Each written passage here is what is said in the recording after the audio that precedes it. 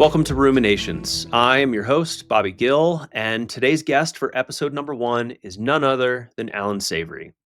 But before Allan was known globally as the founder of holistic management and the Savory Institute, before the famous TED Talk, before the academic debates and the global movement of farmers and ranchers and pastoralists that have now regenerated tens of millions of hectares using his work, Allan was a young game ranger navigating the rugged African bush, facing down charging elephants, hunting man-eating lions, and wrestling with questions that would haunt him for decades. Allan's early life reads like an adventure novel, but beneath the surface lies the story of a man driven not just by adventure, but by a profound sense of responsibility. And that's a responsibility to people, to the land, and to where his true love lies, the animals, the wildlife. Born in southern Rhodesia, Allan overcame childhood polio, rising to become a game ranger, a provincial game officer, an ecologist, the leader of an anti-terrorist guerrilla tracking unit, a member of parliament, a consultant, and so much more.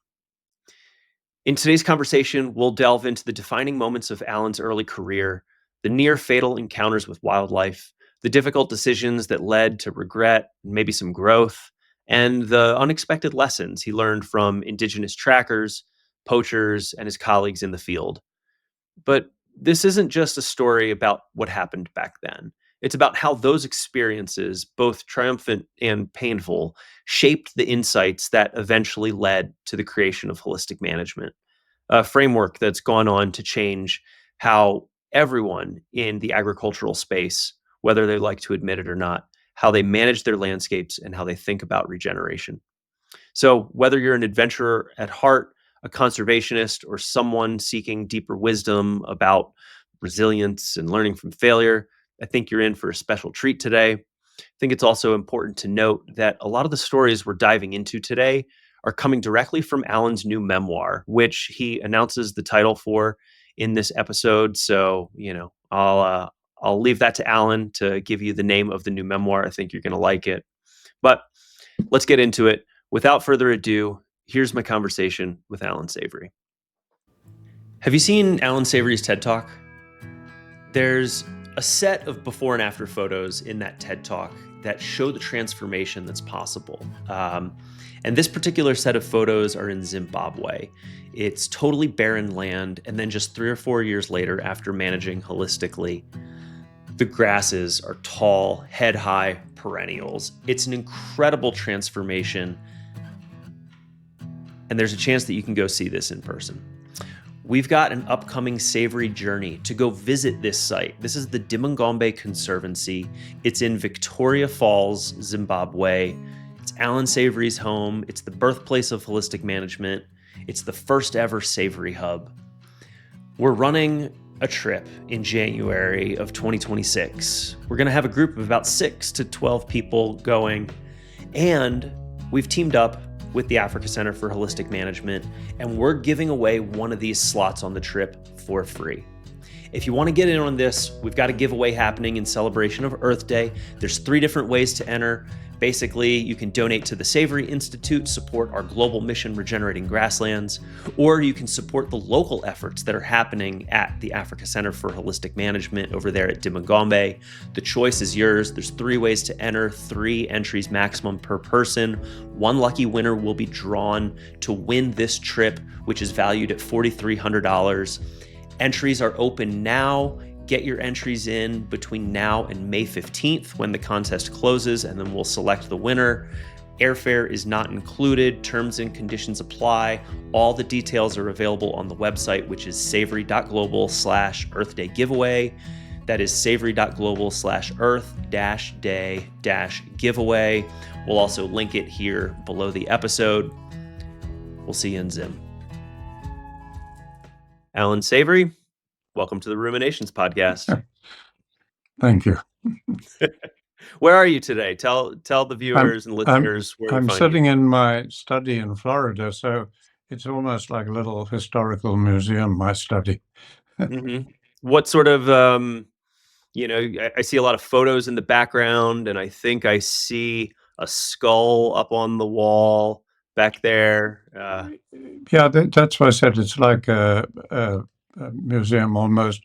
On one side of me, I've got uh, plaques, of Special Forces Club, SAS, Salute Scouts, uh, the honors that my father had, my member as a parliamentary association, a Commonwealth Parliamentary Association, of which I'm a member. And then you come across, and up here I've got a pair of over 8 foot elephant tusks.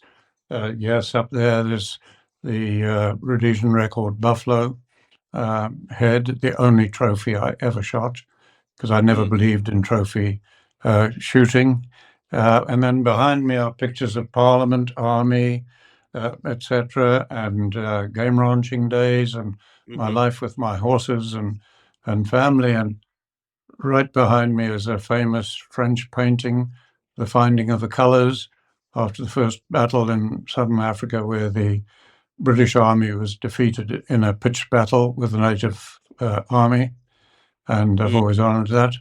So I've got the famous French painting of it called The Finding of yeah. the Colours. So it just reeks my life.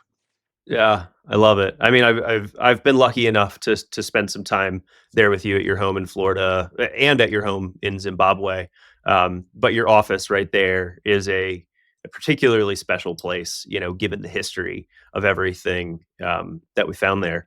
And I think that's probably a good place for us to start with this interview. Is the relics that are surrounding you in your office right there are each have a story embedded in them of the early days, because you've had this wide and storied career where you've been a game ranger, a provincial game officer, you've trained guerrilla units in the military, you've been in parliament, an independent scientist, an ecologist. Like, it runs the gamut.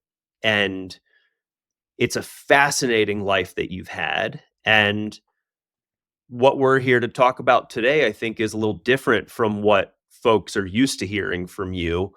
People normally come to you and you hear interviews about holistic management and managing herds of livestock and, soil health and carbon sequestration and climate change. But today we're going to talk about the early days, and you've written a memoir. So why don't you tell us about that? Well, it is a good place to start. I've had many people, because of my varied life, want me to write a memoir of my life. I always declined it and refused to do it because to me I saw memoirs as a bit egotistical. And that's just not my culture, not my way. And finally, I agreed to write one because I realized in a young period in my life when I was a university student, I read all the early philosophers, I read all the biographies of people that achieved great things in their lives. It absorbed me. And, when I thought back on that, it influenced me greatly. And I thought, yes, I can write a memoir about a unique time and what resulted from it.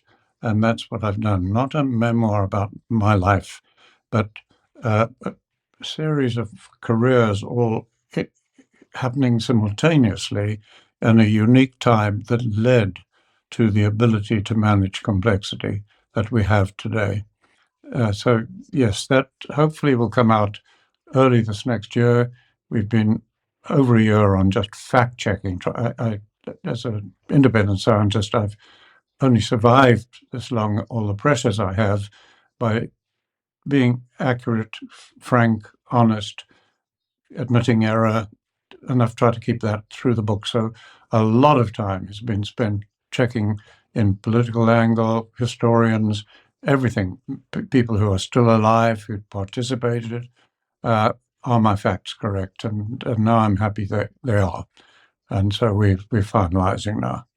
Yeah. So, Yeah. so yes, it'll describe a unique period of time relative to our work.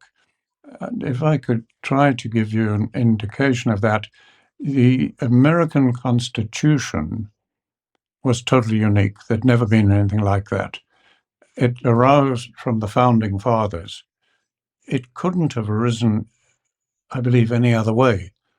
And it arose because of your very small population at the time. So a person, George Washington, Lincoln, any of the people involved in those days, in their life, in a very active life, could be a farmer, a general in the army, uh, doing several things very successfully. Now, when you get to a larger population, all right, it's all somebody can do to be a doctor today, but you can't just be a doctor. You're a doctor about some organization of the body, some organ. You're a specialist, or you're a lawyer and you're a specialist in a branch of. So it goes on. And in a small population, I used to say sometimes when I was leading the opposition and president of a political party, if 1% of our active population rang me, they could ring me personally on the phone and it wouldn't occupy much of my time. Imagine the president of the United States if 1% of the population rang him on a given day. It'd just swamp the damn telephones. So in certain period in history, those unique circumstances occurred, and I happened to be born into it. And so I Mhm. describe that and the roles that I played that led to where we are today. So how could somebody like me be a government researcher, a researcher, a biologist, an administrator administering the wildlife management on an area greater than the whole of Britain as a 21-year-old? Okay, working with one of the world's top ecologists, spending 6 weeks with me in the field, etc. How could I be commanding a unit in the army uh, through 20 years of war and training our army as the first army ever to have army trained uh, trackers, etc. How could I be leading the opposition in Parliament? How could I be conducting my own consulting business on 5 countries, flying my own plane to cut time? So I had to be a pilot as well. Uh, how could I be running my own ranches, my own game ranches, my own farm at the same time? You just can't do it in a big population. I was Mhm. doing it all at the same time. Yeah. There's a So on a there's a given day, I used to say, whether I'm dealing with politics in Parliament and leading the opposition, or whether I'm dealing with, as I was with Andrew Young and the Carter administration, I'm trying to bring our war to the end, or whether I was in Botswana or in South Africa consulting or in Namibia consulting and flying back my plane, whatever I was doing, or the next week if I was in the army and leading a tracker combat unit, it I was just changing caps. All of it mm, to me was the same problem. Poor land leads to poor people, social breakdown, violence, war, climate change.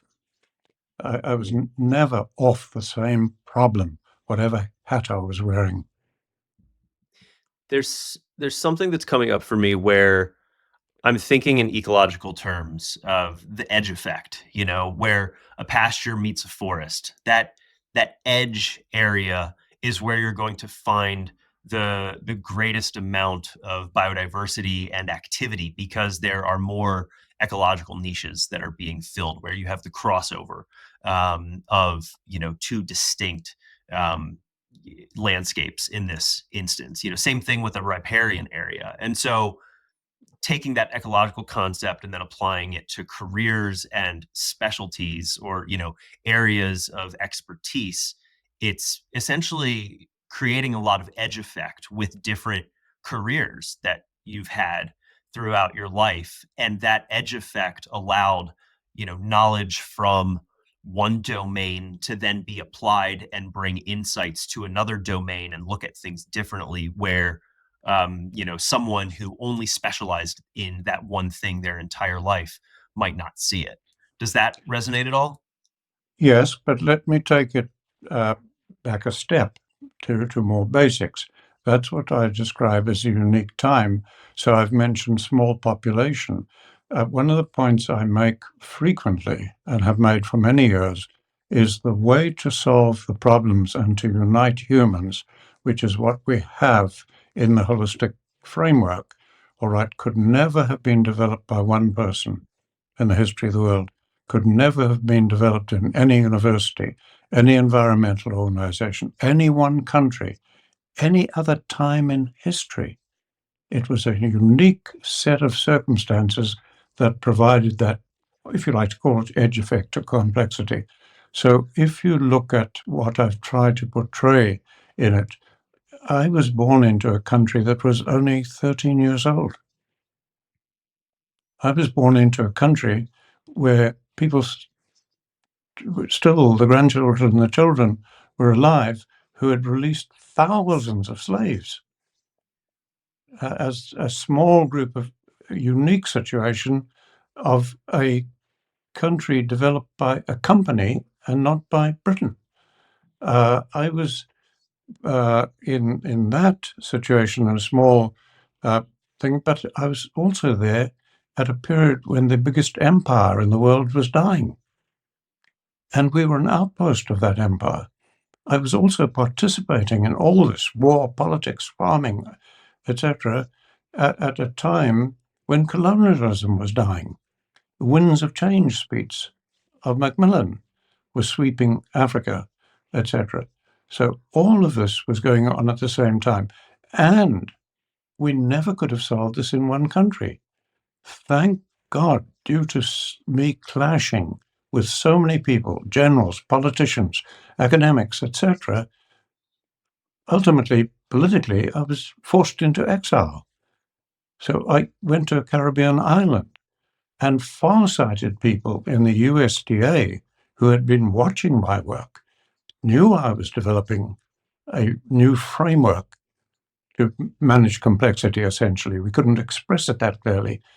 They engaged me as a non-American, and they commissioned me over 2 years to work with 2,000 American scientists, resource managers, etc. And between us, we got the final part of it. And finally, as I like to put it, like the Wright brothers, finally we could fly in 1983.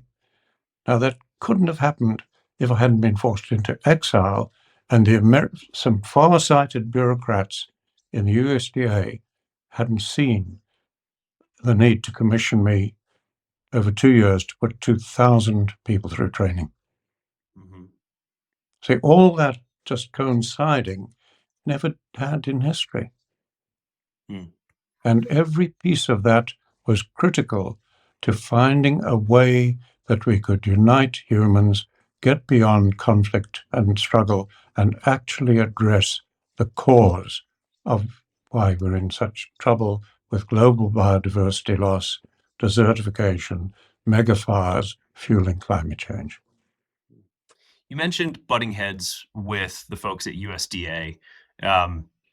That's somewhat of a common theme that you read in these stories throughout the book. Is throughout your entire career, you've butted heads, or been the adversary, standing up to the conventional wisdom or challenging things.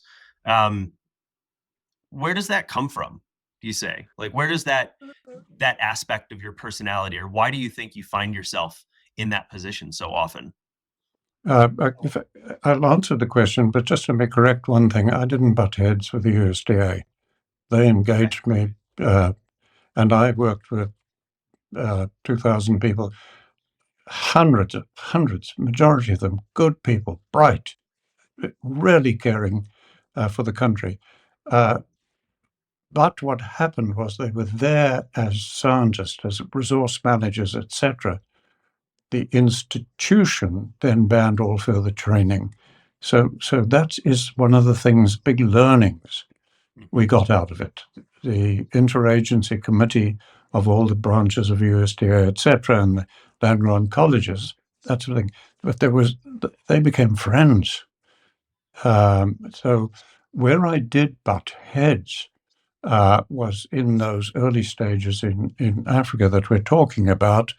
Yes, I butted heads when I was a researcher in the Colonial Office, uh, and uh, and then in the federal government, and then in the Southern Rhodesian government, where I was chief research officer for wildlife all over the country.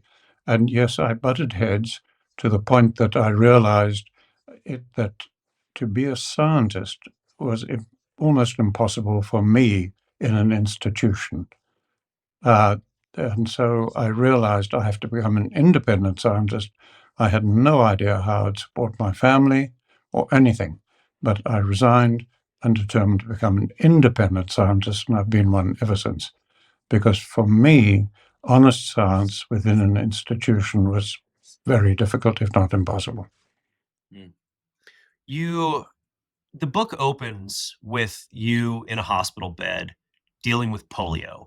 And you go on to talk about how you felt like an underdog at a lot of times, because of polio.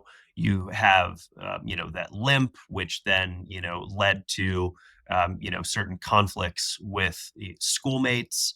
And I guess what I'm wondering is uh, this theme in your life of going up against the opposite, or of being the opposition and challenging convention. Does that come from the aspect of feeling like an underdog and needing to prove yourself? No, no. I think it's quite a common thing that many victims of polio, and a mother, I knew a lot because a lot of kids had polio in my days, and even the ones I disliked intensely, I saw that there was something came out of it. They were all strong personalities. Now, why, I do not know, but what not one of them did I know became a whiner, a complainer, or a weak personality. Even the ones I didn't like. I could see that in kids around me with polio. And I didn't just start life like that as a polio victim. They warned me that I have curvature of spine, and if I stripped naked now, you'd see my body is like that. So it's happening. But it wasn't just that. As I talk about in the memoir, I had an alcoholic mother. And I was growing up in World War II with both my parents in the army, etc. So yes, I became very, very self-reliant, independent, and began and then I talked about going to a small boarding school in the English tradition of public schools, where I've made the comment to Jody several times in my life. I couldn't see it at the time, but when I look back years later, oh my God, we were in the dying days of empire, and we were being groomed to be leaders of a team, and that the team mattered more than your ego or anything else. So I describe how those lessons came to me as a young boy. Thank goodness, etc. So it's a combination of things that led to, yes, a determination to try to solve a problem that accidentally, through no wisdom, in 1950s, I realized was management leading by professional people leading to biodiversity loss. As we talk today, uh, biodiversity is in free fall. Almost everybody's acknowledging that today. My home in Africa is surrounded by over 30 national parks. If I took them to you today, they are some of our worst examples of biodiversity loss that is leading to climate change, megafires, etc. I spotted that problem in 1957 and decided to switch my life to try to solve that problem. And if you look at those national parks today, and anybody listening to us, how can you blame livestock? There are none. How can you blame fossil fuels? There aren't any. They're not using it. How can you blame corruption? There isn't it? It's national parks. How can you blame poaching? No, poaching doesn't create biodiversity loss and habitat destruction like that. Uh, you can go through every single thing. Corporate greed. No, there's no corporate greed involved. Every single thing has to fit, and only one thing fits: the way we professional people manage resources. Mm. You mentioned the the insight that you developed in 1957 why don't you tell us the story? Like, give us a taste of some of what people can expect in this new book. Well, when I talk of getting an insight there, my passion was elephants. I wanted to be in the game department, and elephants. I'd become the world's expert on elephants because I was doing elephant control, I was managing elephants, I was in charge of research in my province and everything. That's where my heart lay.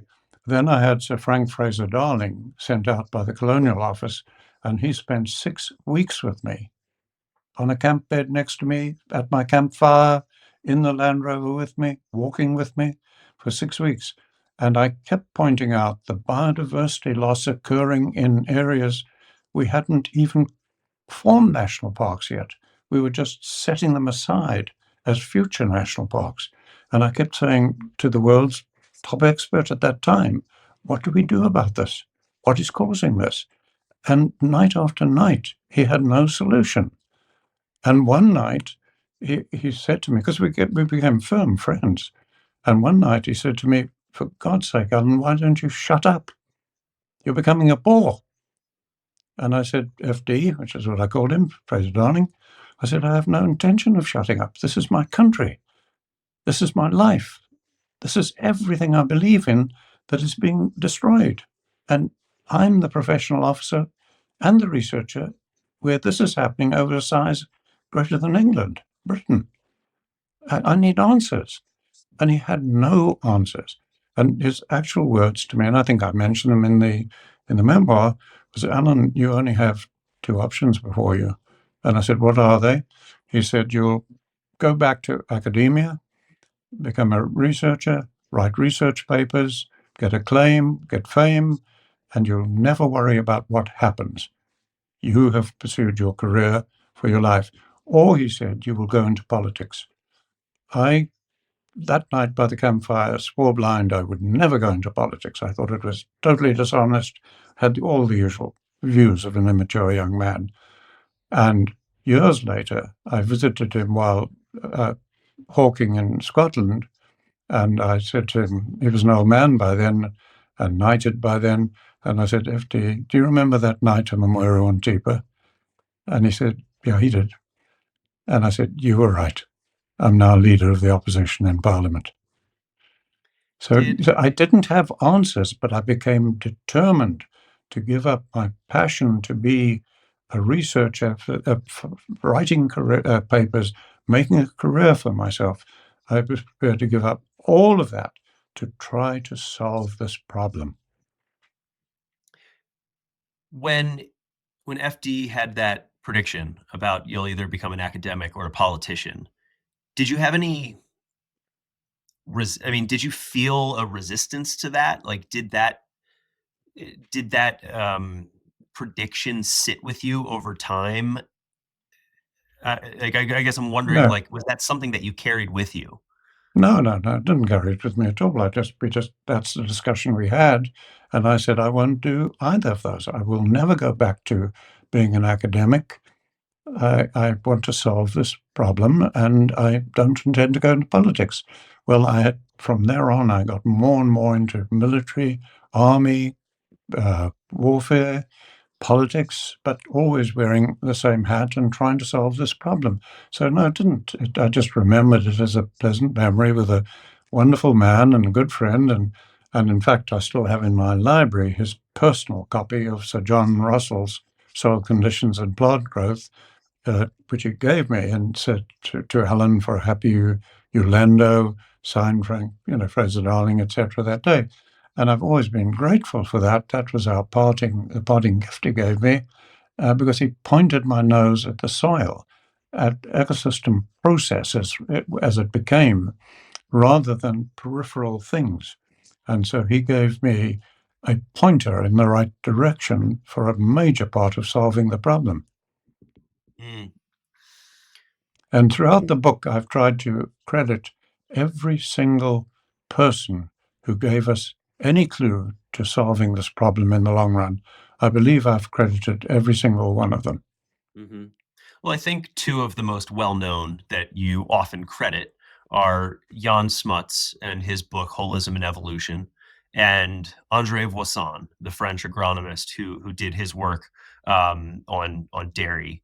Uh, Tell us, I guess, give folks who maybe haven't heard that before, what were the contributions of Smuts and Voisin that led to the formation of holistic management, and who else is a prominent contributor that you would say, and has been mentioned in the book? Let me start with Smuts. I have never had a theory, a hypothesis. I've been working on practical management because at the end of the day, that's what humans will survive by, civilization will survive by, is how we manage resources on which we're dependent for everything. So I've focused on that. But so the theory, I didn't have to get into theory and so on. When I read Smuts, and Einstein had worked with, or was a friend of Smuts's, etc. When I read Smuts, I realized, oh my goodness, I get it. Uh, I don't need to get involved in the theory. So I just accepted his theory of holism, and I believe increasingly he will be proven right, that everything in nature functions in wholes. And I use the example, you're a whole person, but you're a collection of millions of cells, microorganisms, everything that constitute you. And the next whole, but beyond you and every person listening to us, they immediately say is their family. No, it's not. In nature, it is not, because you cannot even breathe oxygen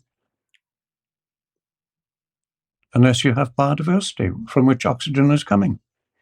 Okay, so and you look at a tree or anything else. So I got it, and so I credit him, and I made the name of the work holistic management, the framework holistic management, a way to begin to solve these problems.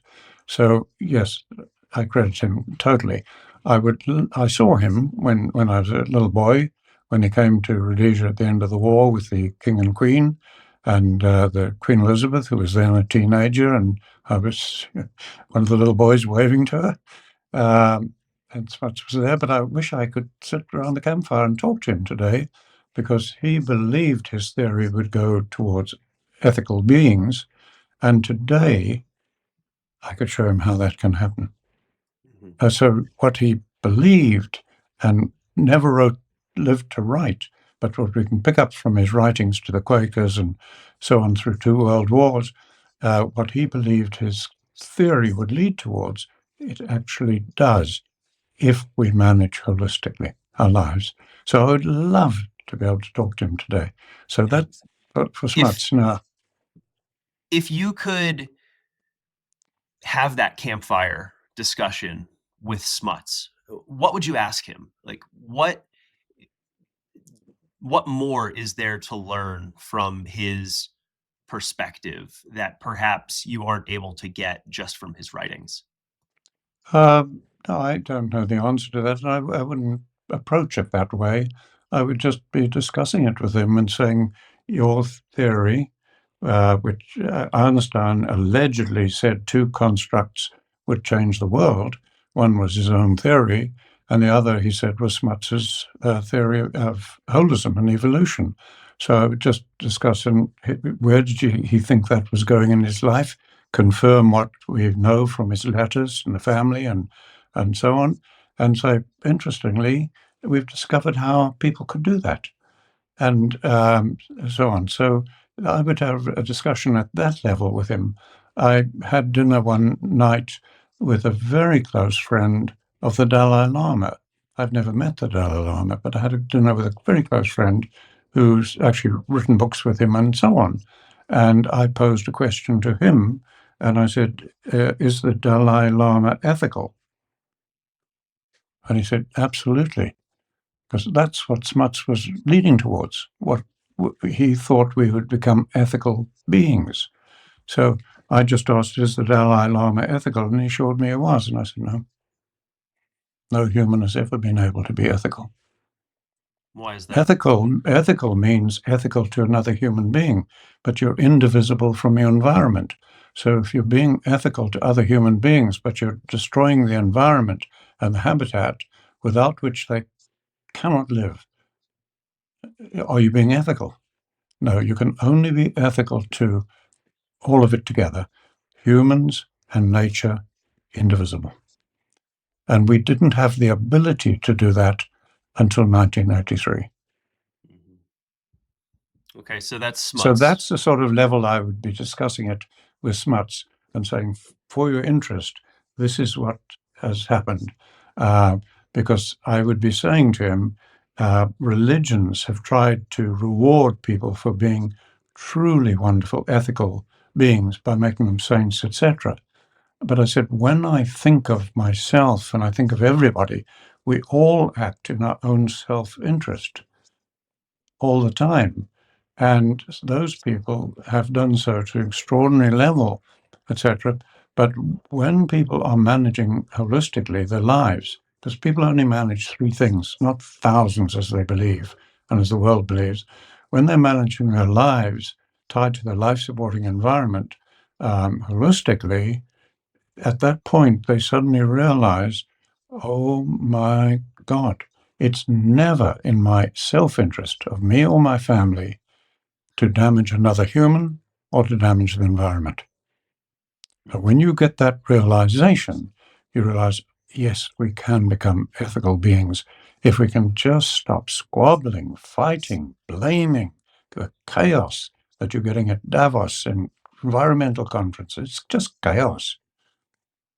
Yeah. So essentially, once people are able to see the interconnectedness of their lives and how they make decisions and how that influences the environment around them to which we all belong, to quote Aldo Leopold, um, when they have that insight of that common thread and that common ground that we all share and the interconnectedness of everything, that realization allows someone to then be a better steward and representative of that environment and to show up and make better decisions that don't just affect them as an individual but affects everyone else and the environment and everything else around them. Uh, Bobby, in a way, you're right, but it's not, it's more complex than that. Um, if we're not connected. We are one and the same. If you breathe, if you defecate, you are the environment with every other microorganism. We have a biosphere. It's a living planet. You're a component of it. Every time we say the environment, we imply it's different from us. And when I wrote the first edition of our textbook, I wanted to use the word our ecosystem selves. We are it. We're not connected. We are it. And Jody, who wrote with me, said, "You're not Shakespeare. You can't invent words." I said, "Well, why the hell can a poet? Why can't a scientist?" So we talked about still the environment, but I don't think that way. I see us as one and the same. Now, when you say if we thought that we saw that interconnectedness, and this is absolutely right, we need to, let's not play on the word interconnected. Um, I keep saying, and then you say that would help us make better decisions.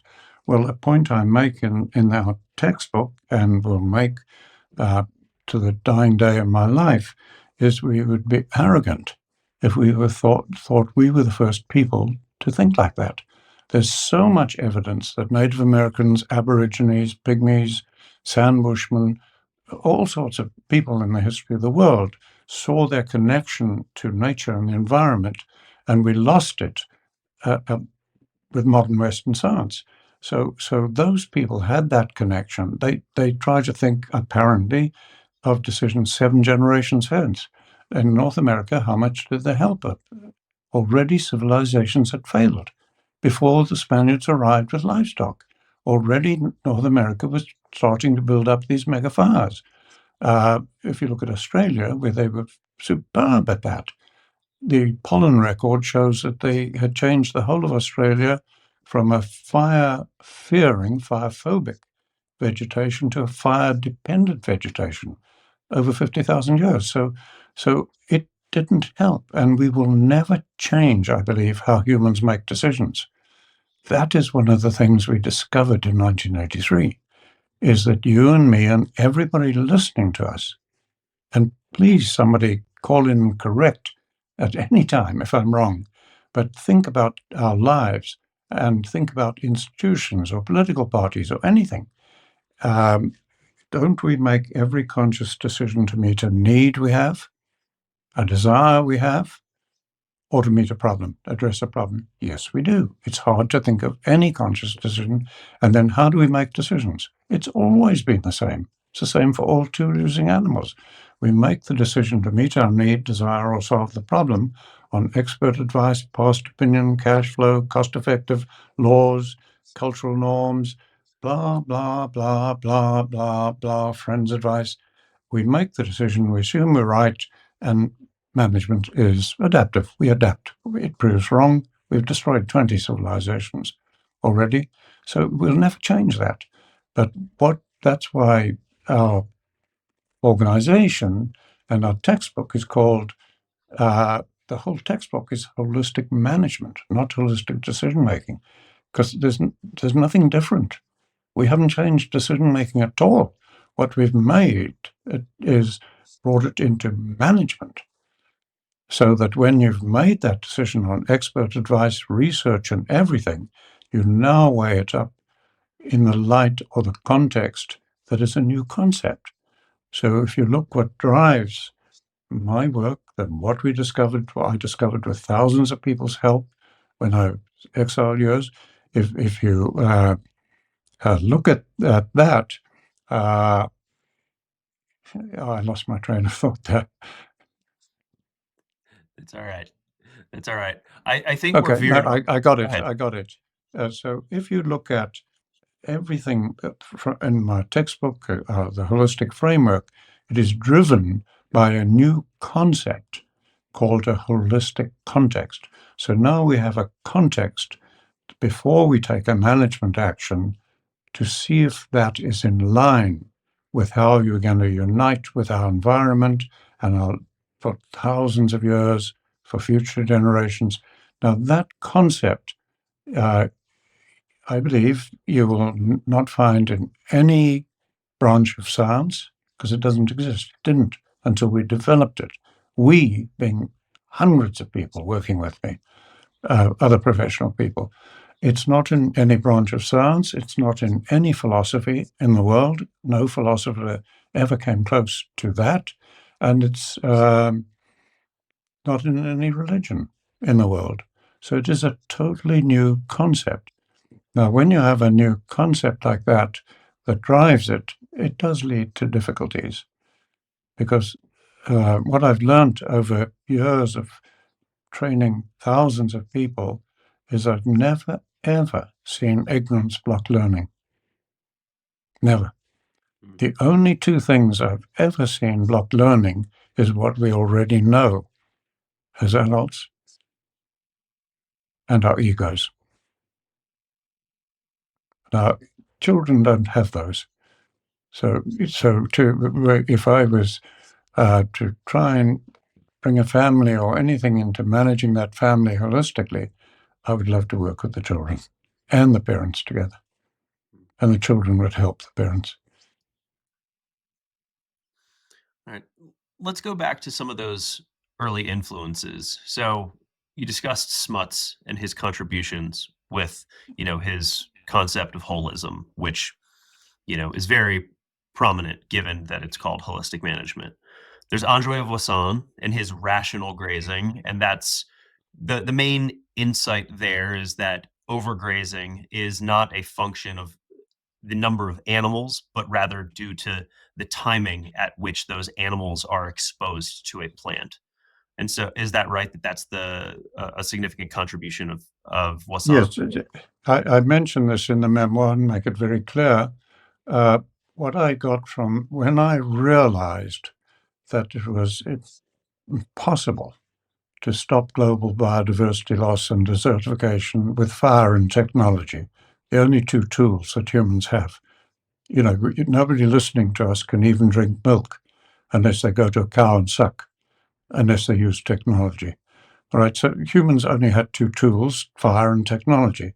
And when I realized you could not solve that problem on 2/3 of the world and in all the national parks around me and everything, it was, deteriorating, I got an aha moment from Acocks, from following up his work.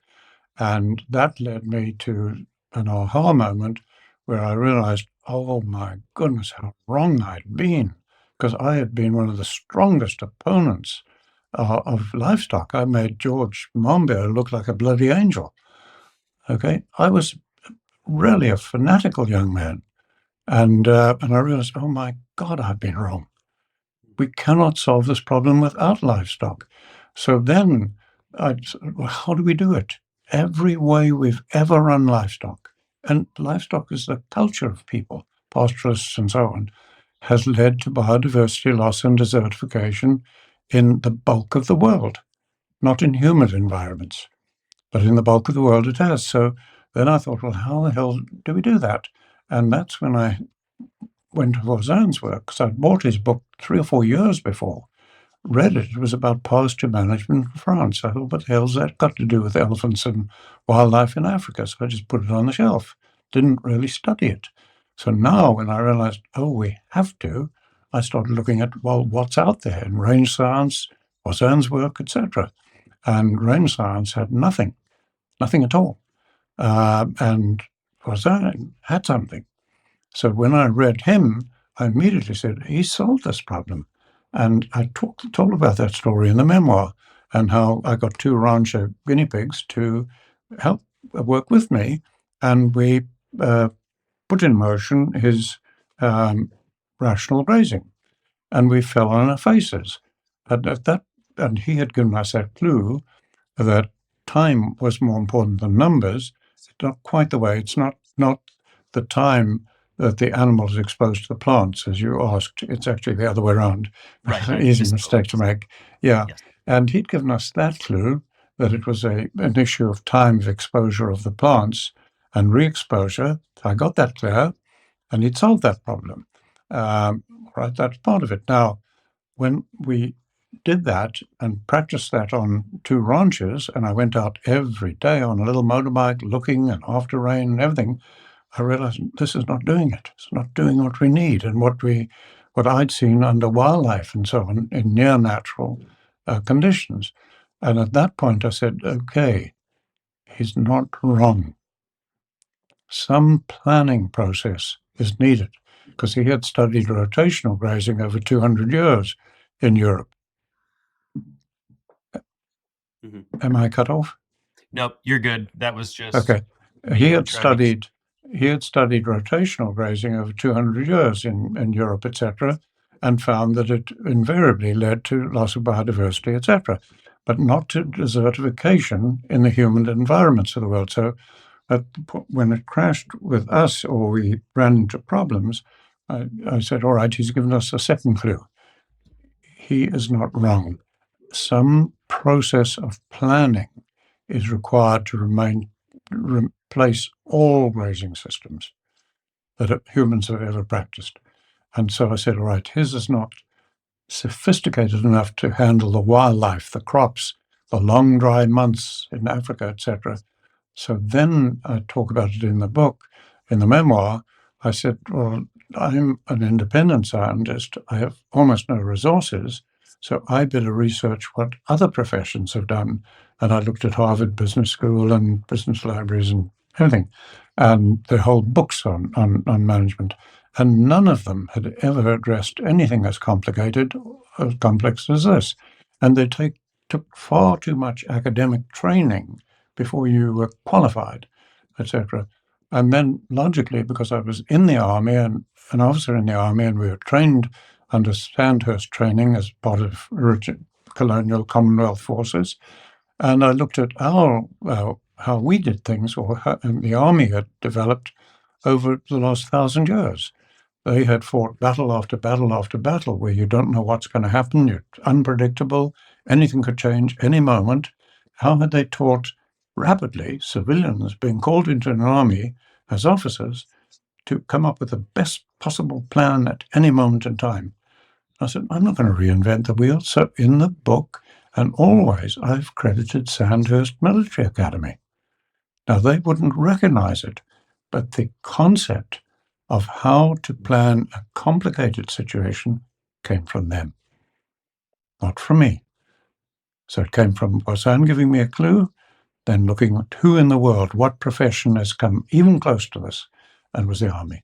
So I credit military academy with that and describe that in the book. Now, when I did that and just had to convert it to a longer time, because battles are fought for a week, an hour, a month, whatever, whereas farmers and pastoralists have to plan months ahead, 6 months, 8 months, 10 months with no rain. You can't just fly by the seat of your pants. You have to have really good planning. So how do you do that? And I worked out how to do it on a chart, the military thing. Now, I put that into practice with my first guinea pig ranches, and then myself with ranches on which I had cattle running by then, and it worked right away. And I'm not joking when I say to you now, we've never, ever had a single failure. It's got 1,000 years of experience behind that process. Mm-hmm. We have had thousands of people make derivations of it and not do it, and they will all fail in the long run. Yeah. That I will stake my life on. Yeah. So what you're saying is those that have stuck to the framework have seen success, but if you try to take shortcuts or modify and the iterations, all the grazing gurus that are out there now and all the different grazing systems that you hear about that are kind of, taking components of what you initially developed with holistic planned grazing and they've turned it into this other thing that has a new term with it now. Those are where the failures have come up. Yes, Bobby, this is well described by Everett Rogers, who wrote the book Diffusion of Innovation, and how when truly new thinking comes into society, people take the idea, give it a name of their own, a twist of their own, because of our egos, and develop a derivation of it. And so from when I came to America as an exile, as I say, there was continuous grazing, there was Gus Hormay's rest rotation, grazing, and Vermont University were doing some work with Voisin's rational grazing. That was it. Now, within 6 months of me starting to train 10,000 people, within 6 months, I think we had 13 derivations of it. So today, arising from my work, we have mob grazing, AMP, adaptive multi-paddock grazing, high-intensity grazing, cell grazing, rotational grazing systems, grazing nature's way, regenerative grazing, ultra-high density grazing, and so on. It's on and on. Now, all of these derivations will work to some degree where the environment is kind in that it's got almost perennial humidity, because you can around London or in most of Europe or parts of the east and west coasts of America, you can overgraze every single plant, you can poison every plant, you can use machinery, you cannot create thousands of acres of bare ground. You cannot do it. We're using all the technology of humans. I guarantee you nature will begin to fill that vacuum almost immediately. Now, come to the part of the world where most people live with seasonal rainfall, and all of these will not produce what holistic planned grazing does. 300% more profit, up to 5 times the production per acre with land that is recovering, etc. So when in our planning process, the word holistic is there. And that holistic means something. It is referable to the holistic framework. So if we were to look at, for example, let's say you and I, with young families, wanted to go farming and ranching. We like livestock. We want to go farming and ranching. And we've got there's 3 families like us. And we're going to manage holistically or practice holistic planned grazing. Okay? And let's say one of us was in Arizona, forest land in Arizona. One of us was in the Southern California chaparral environment where the farm or ranch was. And one of us was in Amazon in the Brazil, one of our families. And we've all got this intention. Now, we would all make decisions the same way. We'd meet our needs, our desires, and if problems arise, we'd solve them. We do them with expert opinion, exactly as humans always do. Now, with that, if you're using mob grazing, AMP grazing, any of the derivatives, you would go ahead and do what you can. Now, if we were three families managing holistically, the first thing we would be doing is looking at what does the word holistic mean? Well, it means having a holistic context that ties our lives through our economy to our life-supporting environment. That now is the context, not need, desire, or whatever. So we'd look at that. And in the case of the Brazil families, the first thing they would do with holistic planned grazing is not do it. Because they realize that if they brought livestock in as a tool to produce food, they'd be damaging the environment, damaging the economy, damaging their families. They would not do it. So that's holistic planned grazing. And the first step would be look for an alternative.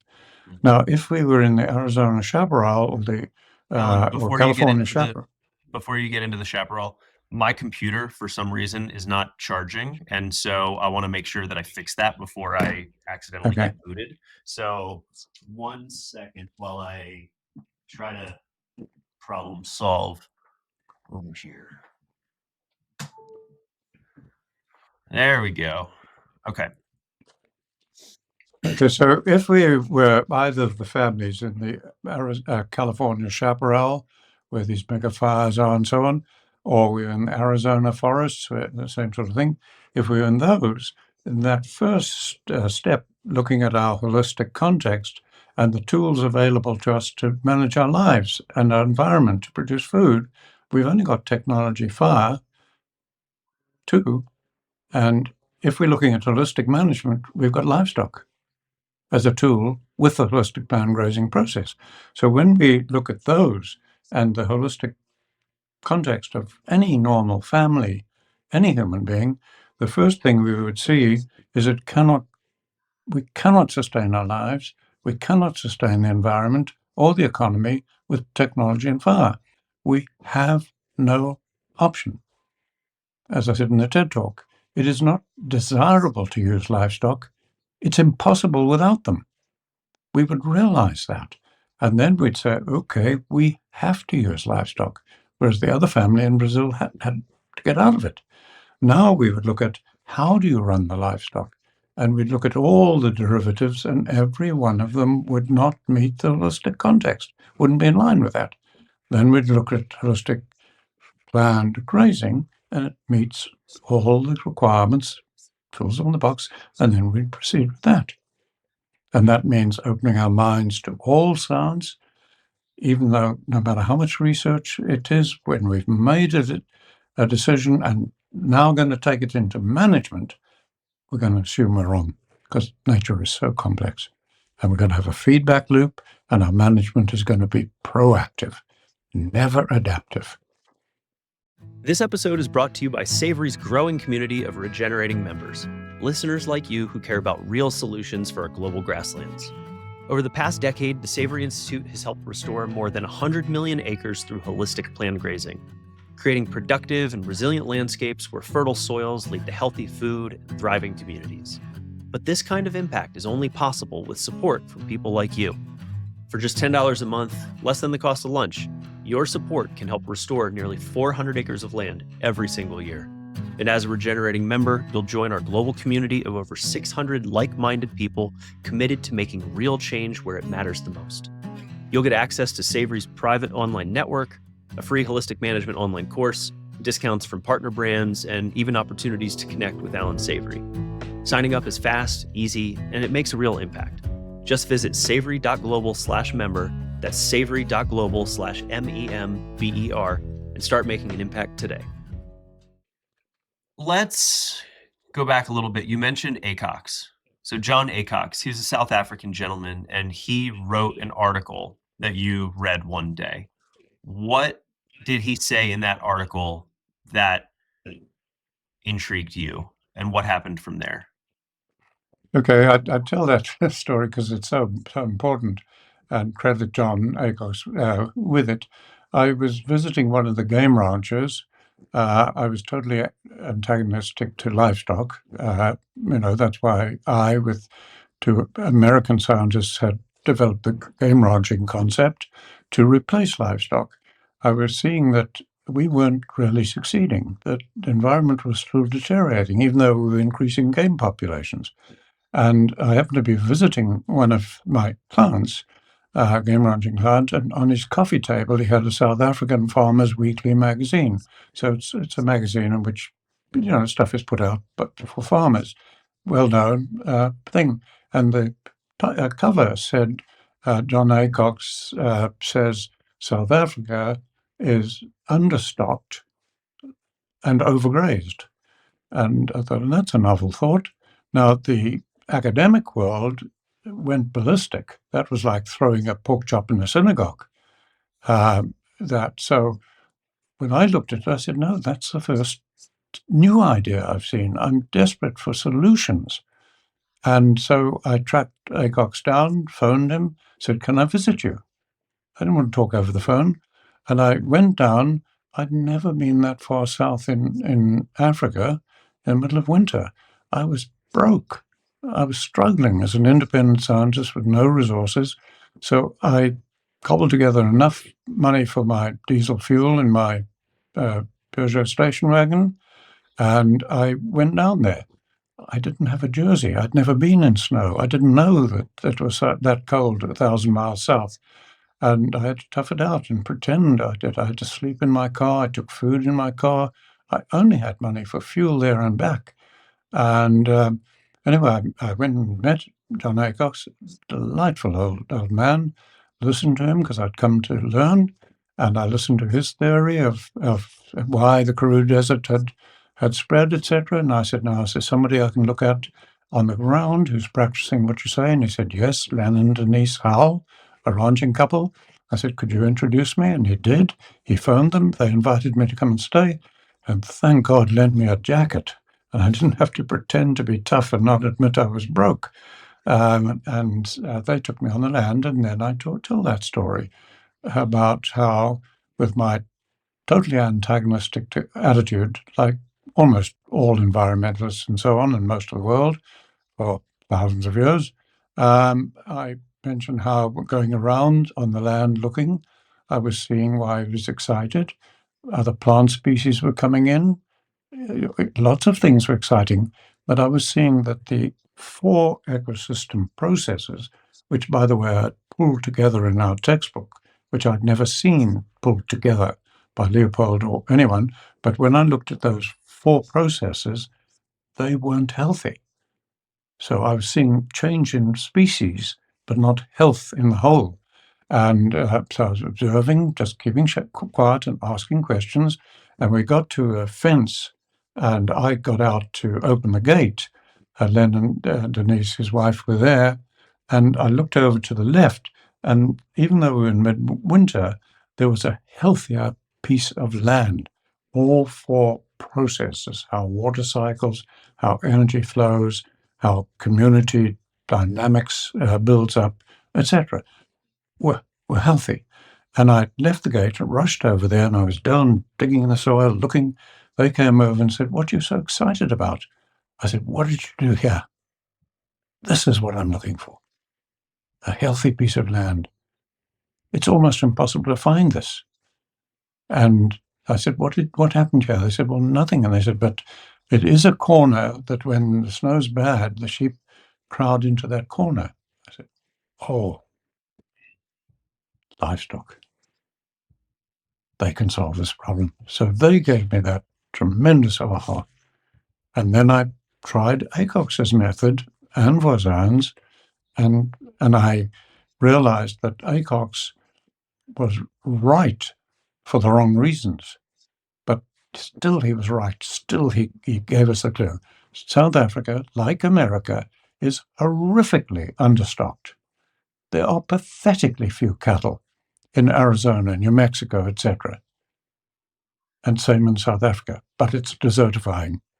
Mhm. Now, when I say pathetically few, when I was working in living in Texas A&M, at Texas San Angelo, and working with the universities there, etc.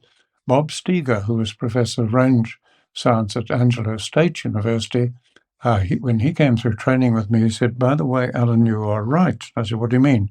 He said, "We have the published figures. The USDA has them." And he said, "If you look at the stocking rate, the official stocking rate around San Angelo in Texas a century ago, it looks like science fiction today. The stocking rate is so low. That is desertification due to range science." It reminds So me we have of the evidence here. But uh, Acocks gave us that clue. mhm. What you were saying about the livestock numbers. It was making me think because you mentioned that New Mexico, Arizona, those regions that they're so understocked.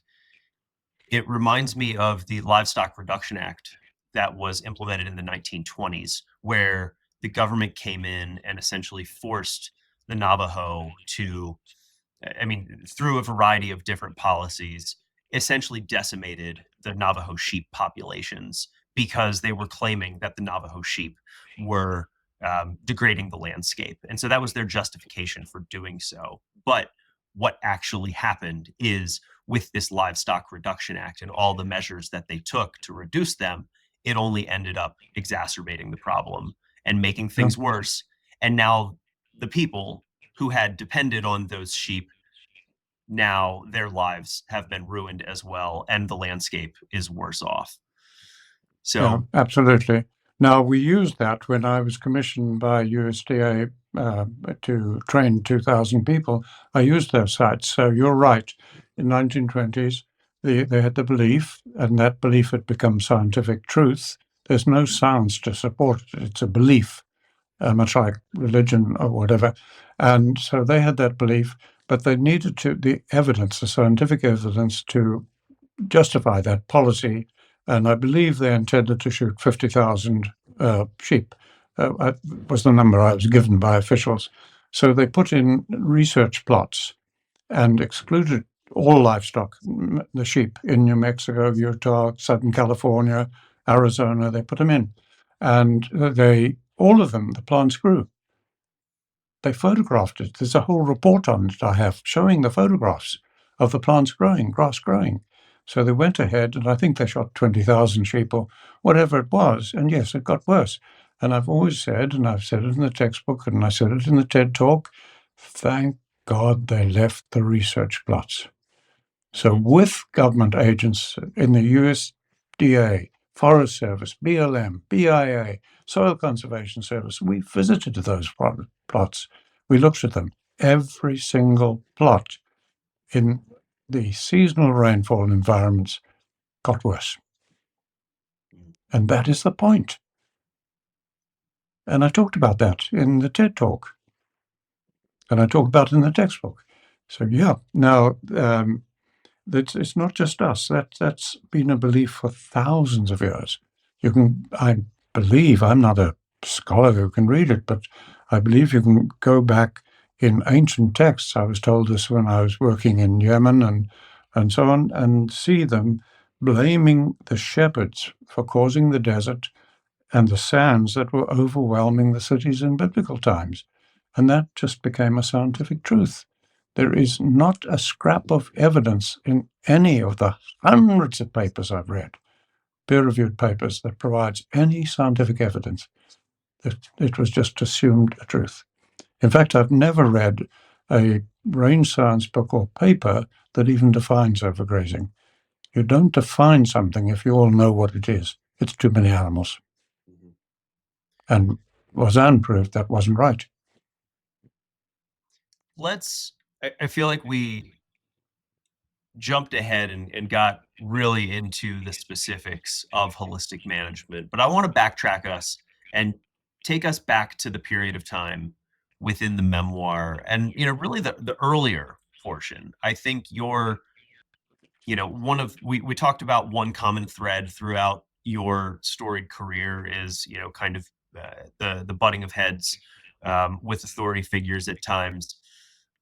Another common thread is wildlife. I mean, I think that is pervasive throughout your life, is that there has been this keen focus on wildlife and trying to help wildlife and their environment. So I guess my question is, where did this love for wildlife come from originally?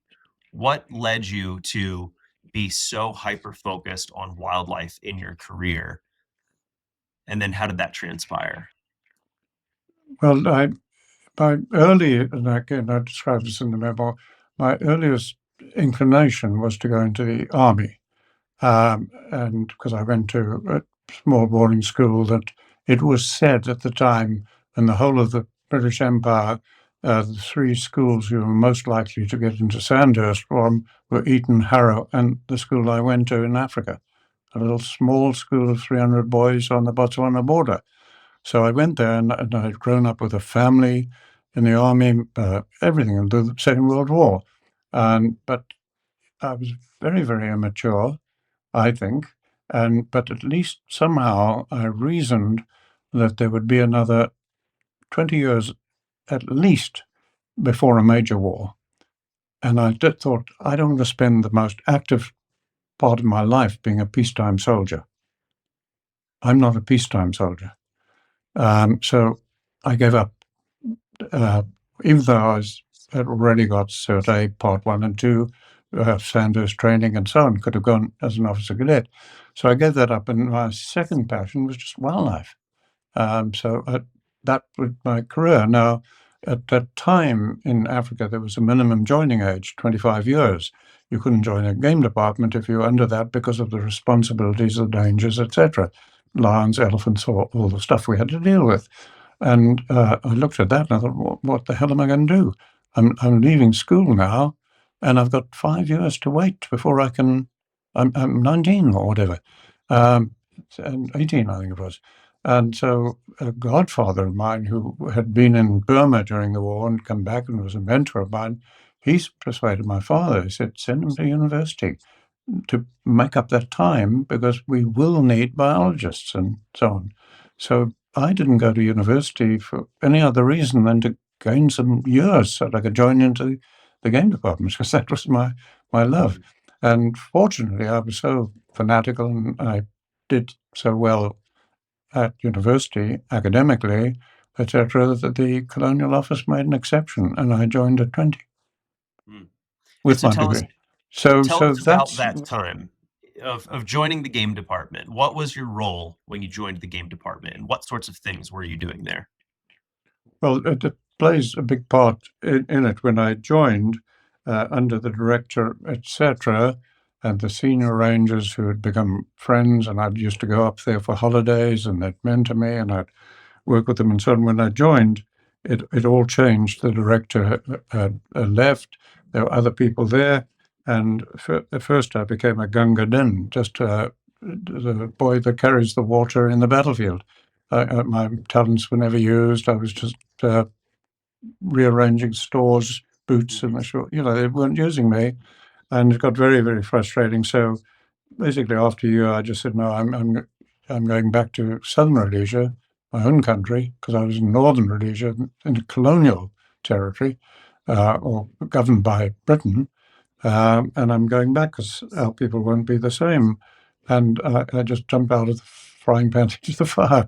Our own people were worse. But when I resigned after just a year and notified my director, etc., while I was doing a military period of 3 months in the army, which I had to do, I got a message from the department appealing to me to come back because I think it was so embarrassing that the first professional recruit in 1 year just says no and leaves. And so they appealed to me to come back, and I couldn't resist it because I was coming back to take charge of what is today the Northern Luapula province. And in the book, I show the scale of that. That is bigger than the whole United Kingdom. So here's a 20-year-old being brought back to take charge of 200 men, most of the country's game reserves at that age. I mean, I couldn't resist that. So I went back. So that story's told, and the passion, and then that's where I met Fraser Darling and so on. And that's when, as I say, no wisdom. I wasn't a wise person. I'm just an ordinary person. But that's when I realized, oh, we've got a problem. Mm. Biodiversity is being lost in the wildest parts of Africa, even before we form a national park. There's got to be something causing this. And as I went through earlier, you can't attribute it to anything but the management. Mm. I mean, you studied ecology at university, is that right? Yes, it was just basically, but there I started to butt heads in a very friendly way. We were such a small university, um, and the professors of botany and zoology literally became friends. I mean, so when I say butting heads, it was as science should be, Mm-hmm. friendly. And under one, I was learning animal ecology, following Elton, etc. Under the other, I was learning plant ecology. Now, I, for whatever reason, struggled with maths, with many things. I was not a good scholar for reasons I do not know.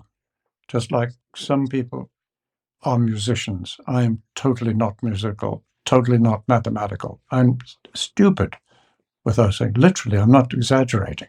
Mm-hmm. When it came to ecology, I just was like a fish in water. I didn't even have to study.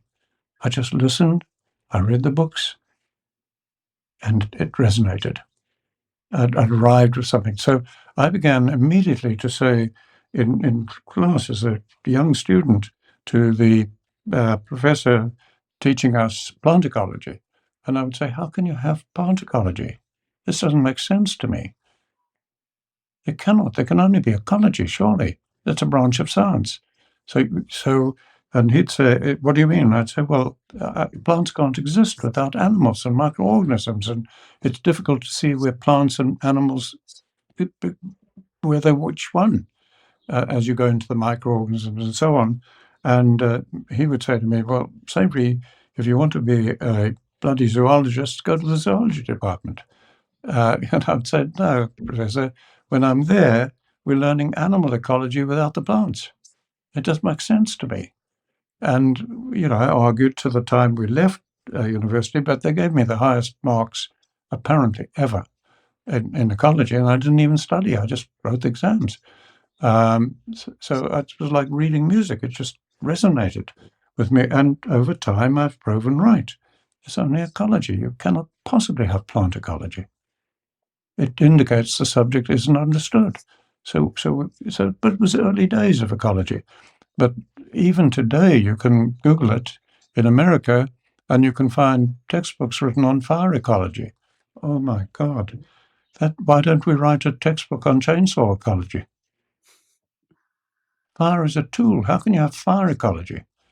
And then if you read um, Monbiot's book, Regenesis, or whatever he calls it, which I'm the most criticized scientist, amusingly. When you read that, as I read it, I realize this guy is ecologically illiterate because he talks about the practices being practiced along the River Wye. And he says, these have been so good, it's changed the ecology along the river. How can you change a branch of science along a river? You see, that alone tells me, put the book down. This man doesn't even know what he's talking about. Mm-hmm. But Yeah. so when you pick up a book on fire ecology, please understand ecology is a branch of science, fire is a tool. So you can write a book about practices with fire and hints and tips, but for God's sake, don't call it fire ecology.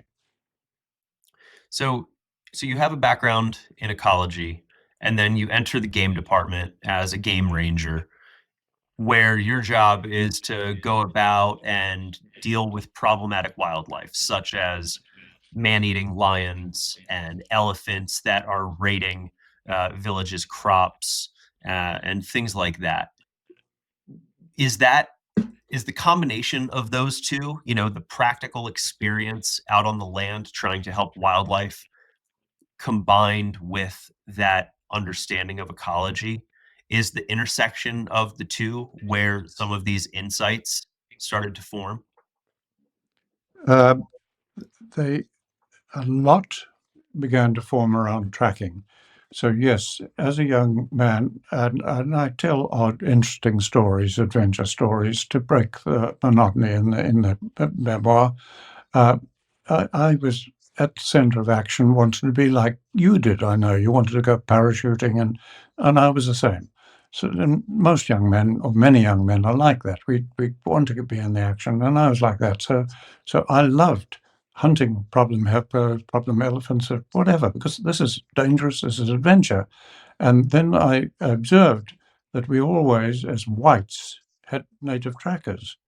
But the closer you got to the lion, if it was a man-eater, the more inclined to lose the tracks. The more fear took over, and they somehow lost the tracks. And so I realized I've got to become a tracker. And being fanatical young man as I was, I had to be the best. And I learned from the best trackers, etc. And I focused on it. And the next time it happened to me, where he said, lost the tracks, I said, no, no, there they are, keep going. And then that talent I took into the army and trained, I believe I'm correct in saying, the first army in history to actually train army trackers and not rely on native trackers who don't have the same motivation as troops in action with wanting to close with the enemy or whatever.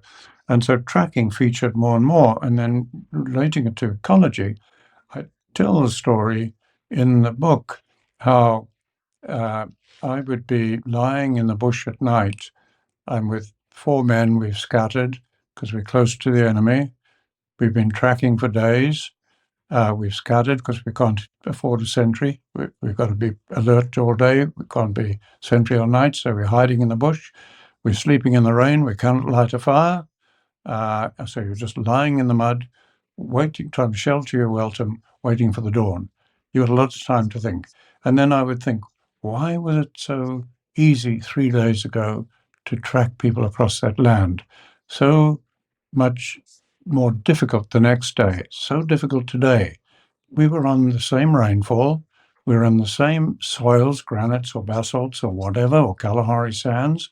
So it's the same rainfall, same vegetation, same everything, but very hard one day, very easy other days. Oh, one day we're tracking 20, 30, 40 yards ahead. We're picking up the clues. And another day, there are no clues out there. You're picking them up here. Okay, so I'm lying thinking of that as an ecologist. And no scientist I know of in the world had had the advantage of 20 years of war and uh, training army trackers and commanding a tracker combat unit as an ecologist. And it was a tremendous learning from me. And some of the biggest learning came from that, lying at night and saying, okay, what's the difference? And tracking is all about observation, deduction. It's science. And so when I did that, I started realizing, oh, the difference was management. One day we were tracking through a national park. The next day we were tracking through an African communal area with communal cattle and forestry sort of stuff. Another day we were tracking through commercial white farms or ranches. And the management was making a tremendous difference to the ability to track and how you tracked. And no scientist I know of has ever been given such a wonderful opportunity. I took advantage of it. Could you give some specifics of, okay, one day you're tracking and it's easy. What is making the tracking easy? Like paint us a picture of what easy tracking looks like versus difficult tracking looks like to for folks that perhaps don't have experience in tracking and or don't have experience reading the land. Like paint the picture of what are the specific things that you are seeing and noticing that allow you to see that hey, these landscapes are managed differently. Yeah, bring it down to utter simplicity as you ask. When the tracking is easy, your eyes can be out and you're looking for lines of clues, broken spider webs, bent leaves, different color in the leaves because they're bent a different way, insect sounds, blah, blah, blah. You're looking at massive clues. You're analyzing this in your mind all the time. Right? Now, when you find you can be looking out way ahead of you there and picking up these clues in a line of almost insignificant things, I began to realize, okay, that's associated with what I called aerial sign. You're looking up, the clues are above ground in the vegetation. Oops. In the vegetation is where the clues are. And so that's easy tracking because you're tracking way out there, long way ahead. If you see the clues to 50 yards ahead of you, and then suddenly only see them to 30 yards ahead of you, you can stop and say, okay, I see the clues to there. Where should I look for the deviation of those and not overshoot it? And so on. It's easy. Now, on other days, there's almost no vegetation, but you're on the same soils, the same rainfall. And the day before, when it was easy, you never saw a track. You couldn't see a footprint. There was too much litter on the ground. The plants were too close. You never, for an hour or more, saw a single footprint, but you were still on the track of that animal or that person or that group of people. Now, the next day, there's almost no sign out there because there's no vegetation to bend. There's no grass to bend. There's no leaves to bend. There's no leaves to change color as they bent or whatever, or as dew's been wiped off them. Because just wiping the dew off, if you're close, you don't even track, you just follow the line. Okay, so suddenly now that's disappeared, and what you're looking for is footprints, or where the foot has broken the soil surface, or dented the capping, or some clue. So, but those are the same soils, same rainfall. Why? Management. I can't think of a better training for any scientist, but we obviously can't do that. Because science is observation, deduction, and trying to establish what's going on. Mm-hmm. Louis Liebenberg wrote a book, The Art of Tracking, The Origin of Science, where he discusses tracking as essentially the first science, the first time in the history of Homo sapiens, or even prior to Homo sapiens in earlier primates, where the brain needed to think in different ways, mechanically, the cause and effect of an animal stepped and broke this branch, and that means that an animal passed by right here. So using deductive reasoning to be able to assemble a picture, but then more of and I think that's the systematic tracking he talks about versus simple tracking, which is just following footsteps. And then there's a third form of tracking, speculative tracking, I believe, where it's hypothesis formation, where you're seeing things, but it's not enough to put together a clear picture. So then you have to rely on your understanding of animal behavior and try to get in the mindset of that animal to develop a scenario and a hypothesis of what has happened, and then look for clues that either confirm or deny your hypothesis. So essentially, tracking being that first form of the scientific method with deductive reasoning and hypothesis formation, and trying to refute your own hypothesis. That I think. Go ahead. Yeah, Bobby, I mentioned Liebenberg because he came up with this concept that tracking was the origin of science, so I believe is correct. And now, so that was in all likelihood where science arose from, was tracking. Now, with the types of tracking he talks about and hypothesis, that is typical of when we take something analytically or academically and try and break it out into components. When I was training trackers in the tracker combat units, in the Guards, guerrilla anti-terrorist units, we were doing all that simultaneously, like a computer doing it all. I wrote about in the book where when you're tracking at the level we're talking about, where your life depends on it. If you're wrong, you're going to be dead. That's a hell of an inducement to be right. All right. So when you're doing that, you are not just following tracks. You're from the clues, the tracks, whether the person bent down, whether they trod on a bunch of grass or put their foot next to it or whatever. You're building from these clues a mental picture of what's in this person's mind. Where are they going? What are they doing? What are they going to do next? You're building a picture. And that is just tracking. You don't break it out into a theory and blah, blah, blah. If you're training trackers, as I was doing, we were doing all of that simultaneously. Mhm.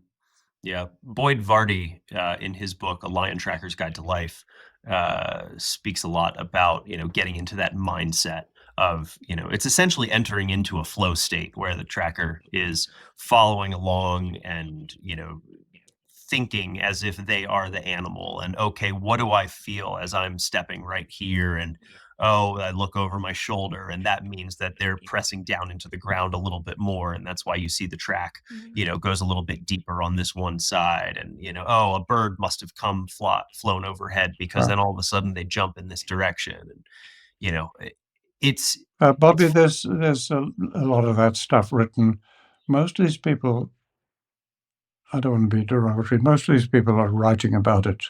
They, it's in, there's a lot of stuff. One novelist has written many, many bestsellers, and he wrote and asked if he could use my name, and I wouldn't allow him to. But the characters, he obviously talked to people I trained. Now he writes this wonderful story of the Courtney family in Africa, etc., and these guys could track it a run and blah blah blah. It's bullshit. We couldn't do that. It was much more difficult than that, but it makes lovely reading. so it's a lot of things, but um, but through tracking, ultimately you were spending a lot of time reading the landscape. You you're were at reading the landscape all the time. But I was reading what's happening on the landscape, because why is it, or thinking at night, why is it easy or difficult? But during the day, yes, you're picking up silences of insects, noises of insects suddenly, uh, bird calls. You're picking up spider webs, broken, spore on top of some other spore. Are these nocturnal animals leaving the spore on top of this? You're picking up soil color, because within hours it's changing color if you just disturb a bit of sand. You're picking up all these clues. And when I spent all the time training trackers, I would just be alongside the tracker with a stick and watching what he was picking up and then pointing what he was missing. That's how I sort of trained them. And then when I say you've got to get serious about it, if you're tracking at the level you are in a military situation, as I was doing, I had us having people who are very, very skilled go away, give them half an hour, go away and leave almost no track, do everything they could not to be tracked, and then somewhere lay an ambush. And then I would train a team of 4 men working in a team to track them up. One man to control the team, one to be a tracker, two to be way out ahead to spot ambushes and or deviations, and how it all worked. Now, men start to take that casually. So I started saying, okay, when you lay the ambush, you will have loaded rifles with real ammunition. You fire. And we would, if we tracked into an ambush, live rounds would be coming around us and dust at our feet. They tried not to hit us, but we did get one guy shot through the leg. I had said I could accept casualties in the training I was doing. And but then I realized the guys were getting complacent. They know they're not going to be shot at. They're just going to be frightened. So I'd see slackness after 8 hours of tracking. People are letting their attention go. They're wandering toward minds to water, or water sloshing in a water bottle. Their minds aren't on it.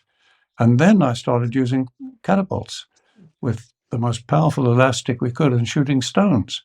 I said, okay, now if you lay an ambush, you shoot us, the trackers. If we walk into an ambush as we track you down, and my God, when a stone comes and it shatters on the magazine of a rifle, you get your attention. That hits you in the chest, it's bloody sore. That hits you in the eye, you're blinded for life. Okay, so now they started to pay attention all the damn time. and we were almost never ambushed because I worked out ways to avoid that. But you had to have men terribly alert. So we're talking a level of tracking that we won't do in an environment other than real like that.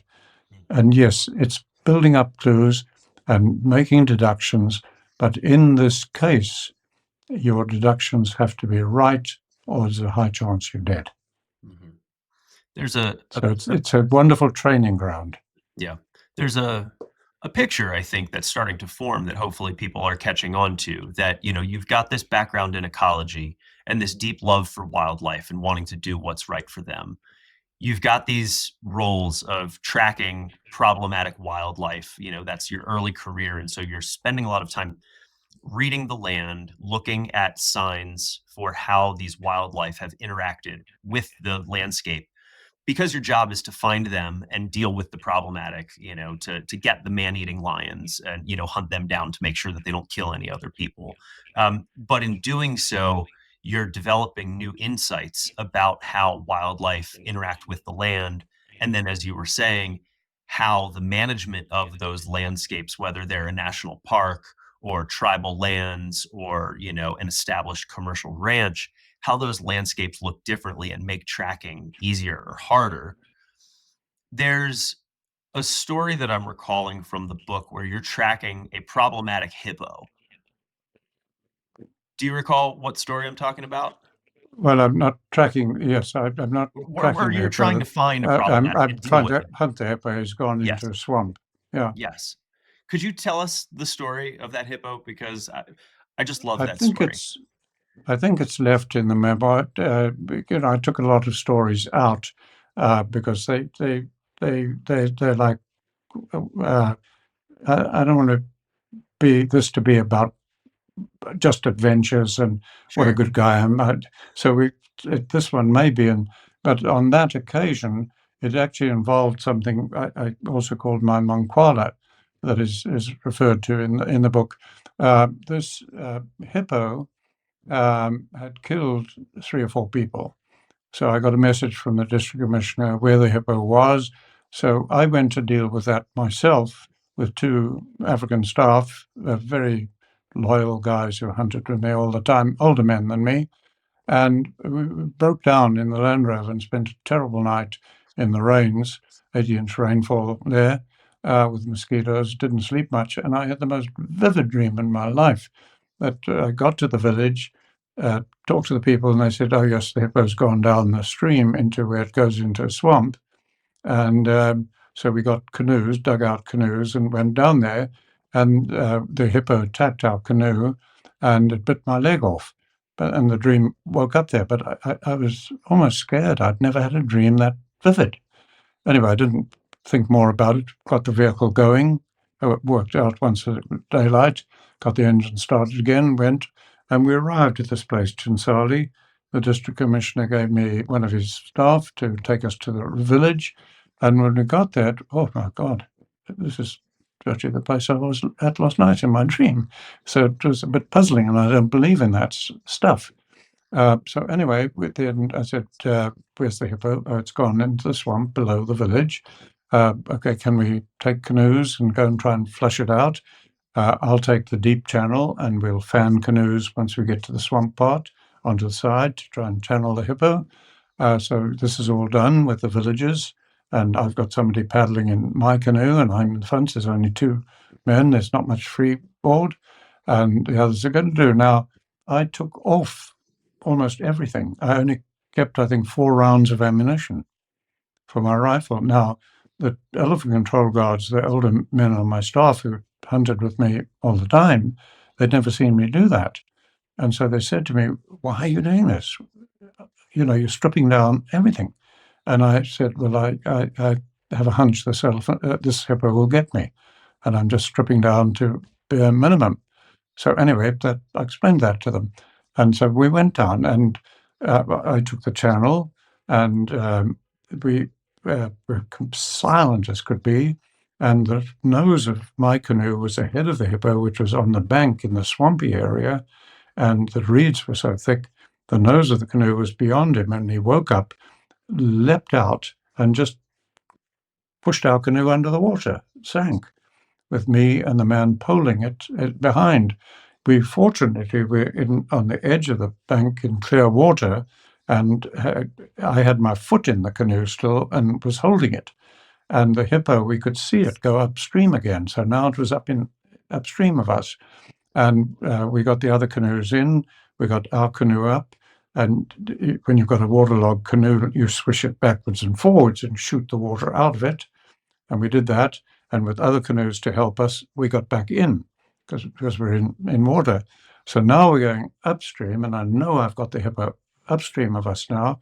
And I get the other canoes fanning the shallows, and I take the deep channel. And so I know this Hippo is going to attack us. And so I'm watching ahead, watching ahead, watching ahead for the slightest clue. As he breaks surface, I'm going to get one shot and sink the canoe because I'm firing a 470 rifle, 500 grain bullet, big recoil, and I've got about this much freeboard on the canoe. So I'm going to sink after one shot. So this is, you're very tense, and I'm focused on it, and there's a reflection on the water. And that damned Hippo was clever.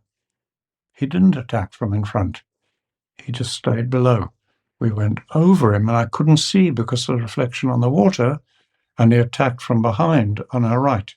And the first I knew was just the sound, and I swung to my right, and his jaw was coming up wide open, and he clashed down. You cannot, if you're right-handed and your backside is wedged in a dugout canoe, you cannot shoot to the right if you're right-handed. So I could not shoot.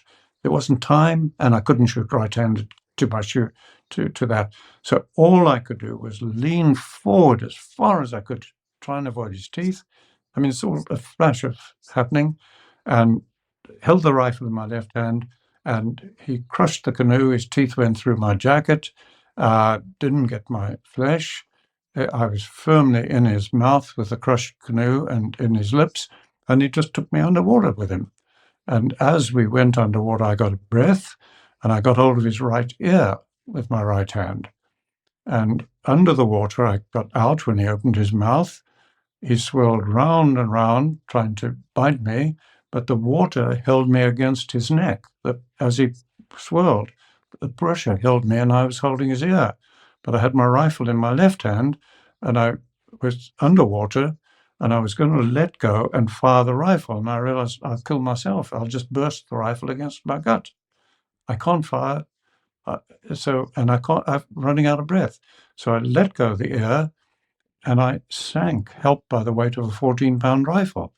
I sank to the bottom. The Hippo went to the top. I didn't know where he was. I swam under and came up in the reeds, gasping for breath, and then tilted the water out of the barrels so that I wouldn't have water in the barrels if I had to, and I could see the Hippo swimming around looking for me. And I could see the man who'd been in the canoe with me up a tree. It wasn't me that got up in the tree and got my leg bitten. He was up a tree. And I just kept quiet, and all the Africans in the canoes were shouting, Bwana Wafa, Bwana Wafa. He's dead, he's dead. They all thought I'd been killed. And the guy up the tree, I had to keep quiet because the Hippo was looking for me. And the guy up the tree shouted to them and said, no, he's not dead. I can see him in the reeds. And I just kept quiet. And then the Hippo disappeared. I couldn't see him. I let a lot of time going. And then I risked it and called out to the guy in the tree, where's the Hippo? And he said, he's gone down to the swamp again. And then they came in with canoes. Mine was crushed and gone. And they came in with canoes, rescued him from the tree. And I put my arms over two canoes, and they just took me to shore like that. So yeah, I'll tell that story. But I wasn't tracking the Hippo. You were It's you just were one attempting of to the things. find the hippo and Yeah, deal with it. Yeah. yeah. And that one, he killed two more people. And then I heard he was at near another village where he'd killed two more people. And I thought, no, I'm going to finish this. And I went out and I finally got him. hmm And there's a component of that story where you mentioned your Manquala, which so a lot of the native Africans that you worked with, that were on your team, um, their religious beliefs had a lot of shamanistic aspects to it, and people often had something called a manquala, which was like their talisman, their thing that has special powers, provides insight, and things of that nature. The connect the manquala that people had to this hippo story. What's the connection between the two? Well, what I had done is I had observed just what you're saying. Uh, this is early days in Africa. The country was very young, etc. Uh, and most people believed in witchcraft and the witch doctors and things like that. I mean, these beliefs are very, very deep. And they often called it the Manquala, just in the area I was, that this person had the right medicine, as it were, Manquala. So I started to put a Manquala together, and I've actually got it here in my studies still, the same one, of just a little collection of bones with Let's no significance, but just put them together Yeah, can we see and it? I can show it to you here. Um, that's the actual one I put together. And it's a little crocodile's jaw, a lion's claw, an elephant's hair, uh, and again, another lion's claw, lion's clavicle, uh, hair from a lion. It's bullets from a charging animal that was killed, and I just kept the bullets. It's just a collection of junk. But when, for example, that my staff said, "Why are you stripping down?" And I said, "I think this uh, thing is going to get me." Uh, Afterwards, when that's nearly what happened, and so on, but they said, "How did you know?" And I just said, "My Manquala." You see, and so it developed a power there. And then I tell the story in the book. There was another time where we'd seen no lions, no sign of lions. I was sending some men back. I was on a deceptive trip. I'd recruited carriers for Manquala swamps, but I was going into the Luangwa Valley because I suspected people on my staff might have been forming poachers. So I was doing the switch at night. And then I worked for the men's camp who were coming on with me while the rest were going back. They'd been a decoy. And the men coming on with me, I don't know why, but as I started to walk away from that fire, I just got a intuitive feeling. And I said, "You guys coming on with me, be very alert." And they said, "Why?" I said, "I've just got a feeling we're going to have trouble with lion."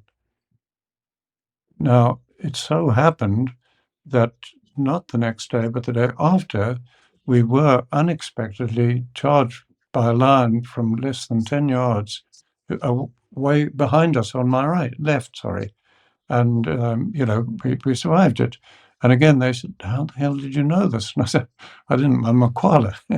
So I just used it like that. And after that, I never had to lock my home or worry about my camp. I just hung that manquala on the door or anywhere, and everything was totally safe.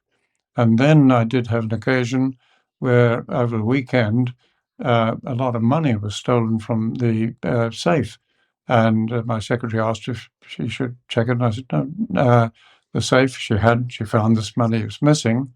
And I said, "Okay, uh, let me see what I can do." And so I um, went and got the Manquala, put it on my desk, called all the staff in, drivers, vermin control officers, elephant control men, game scouts, game guards. I called them in and had them crowded around. Uh, and I made sure I got eye contact with everybody. And I just said to them, "We left the safe open over the weekend. This money is missing, so many £500, whatever it was." Um, and I said, "You," I said, "I've consulted my Manquala. It was there on the desk in front of me. I said, I know which one of you did it. I don't want to shame you or anything. I'm going to have lunch now, but if the money is not on my desk when I come back from lunch, the, the one of you that took it will be dead tonight." And I just said, "Dismiss." And I went and had lunch. When I came back and had lunch, there was the money on my desk with a stone on top to stop it blowing away. Has that manquala provided you any other good luck or Not good that fortune over the years? no, it's just been an amusement too. But I've kept it, and I look at it and I remember those days. Yeah, it's a fascinating relic of history. I'm surprised that you got it through customs when you came to the U.S., given all the different animal parts that are on it. Yeah, let's I think we've covered. I mean, we've barely scratched the surface on so much of what's in the memoir and these stories that are included. We touched a little bit of your time as a game ranger and tracking both wildlife and people, so that kind of started to get a little bit into some of the military experience, and that led to guerrilla warfare.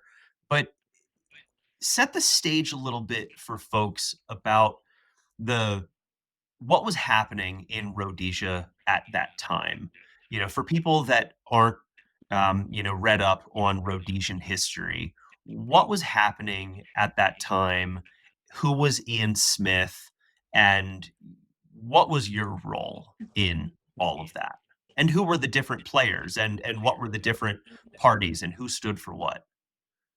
Okay, all of what you're asking is in the memoir, but when I gave it to people to read who participated in one way or another, were either in the army or in the game department or in politics or whatever, what came back was wanting more of that.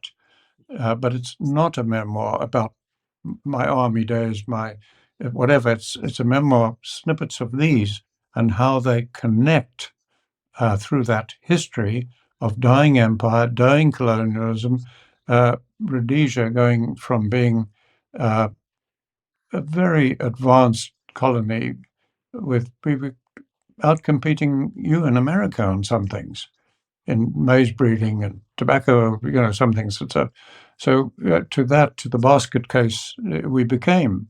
All that was happening, and I was participating in every facet of it, where nobody else in the whole country was. They were either generals or they were politicians or they were farmers or whatever. I was in the whole damn lot.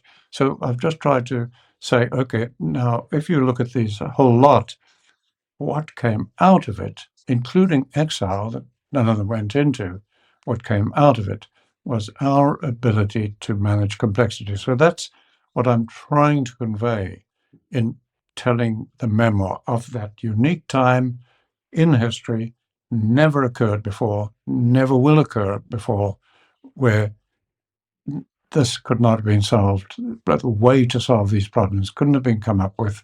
How to manage complexity from any country, university, institution, etc. So that's the attempt, is to connect all of those. So in it, people will learn who Ian Smith was, um, why the army went with him, what the consequences were, and you mentioned me getting into conflict. I got in conflict with the generals.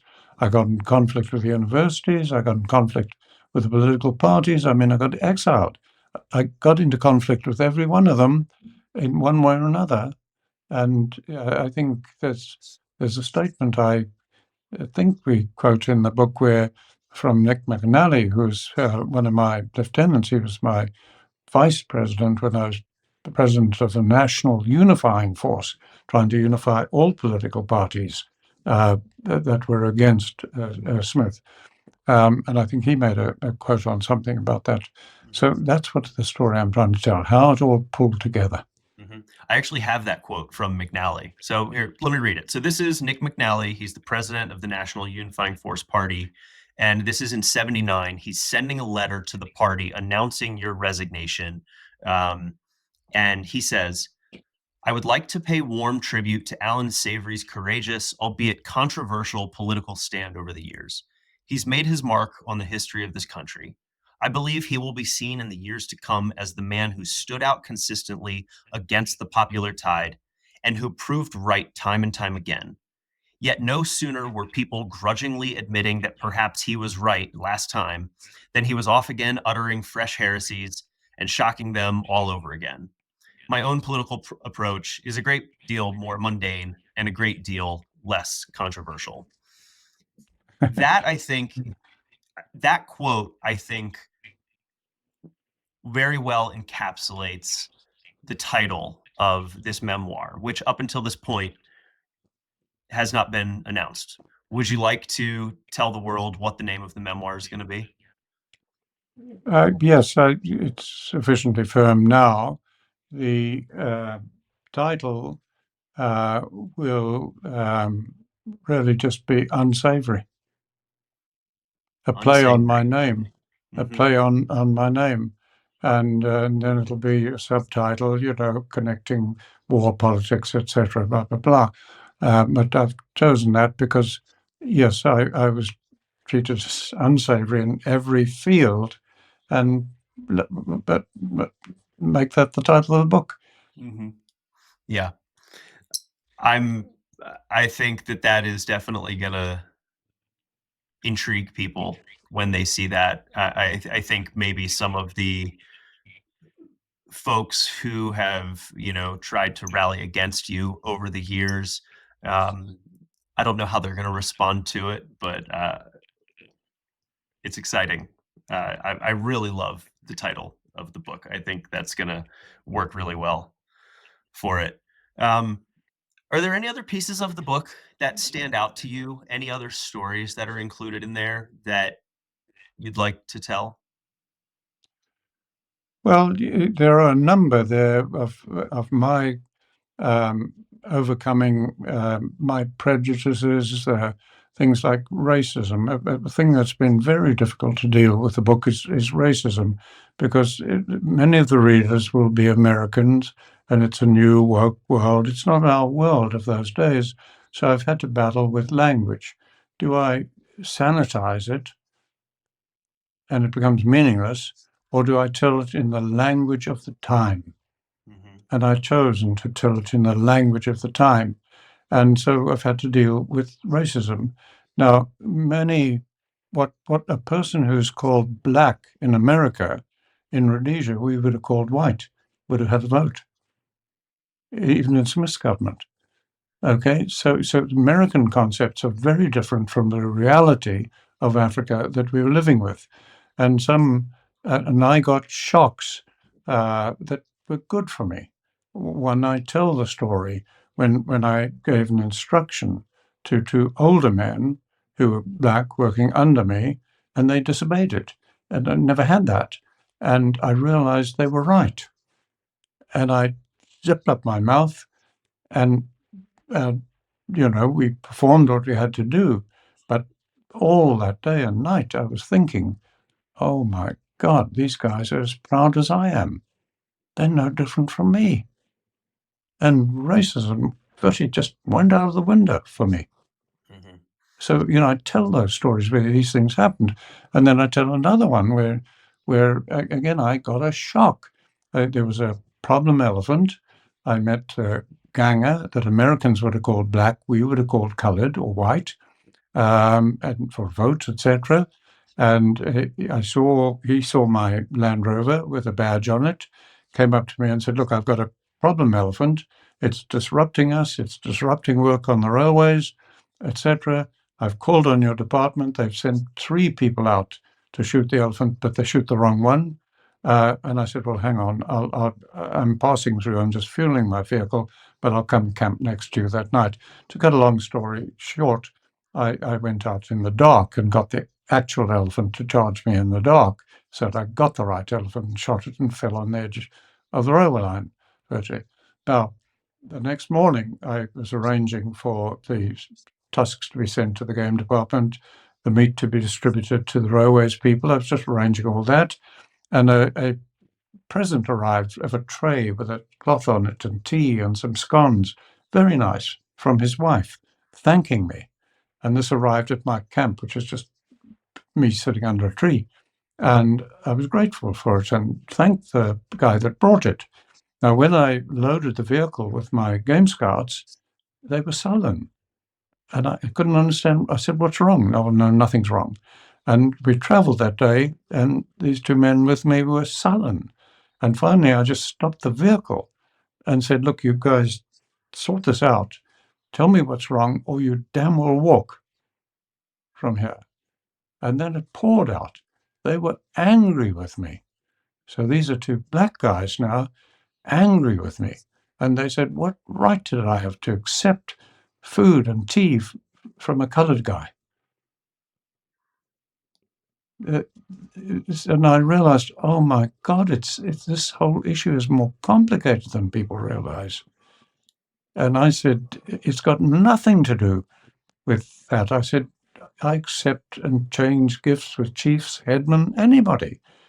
And if the ganger happens to be colored, what Americans would call black, but what you don't call black, if his wife sends me tea and scones in my camp knowing I have nothing, I'm grateful for it. And so anyway, I had it out with them and their attitude changed and we went on. But it was a big learning for me that, hey, this is more complicated than we realize. Yeah, and I think that really comes through in the book. I think you do it justice to accurately portray the racial tensions that existed at the time in what was Rhodesia. And, you know, uh, I don't think we have time to get into all the political nuances, but essentially, Ian Smith, who was the prime minister, and he led the white racist party, which you ultimately led the opposition to, trying to be inclusionist for all of Rhodesia, whether they be white or black. Um, the language that you use is accurate of the time. Like you said, there were differences, you know, between someone who was called white, someone who was called black, someone who was called colored. I think for, like an American in 2025, that language could offend someone. But I think it's really important to contextualize it, knowing that it's the language of the time and of the place.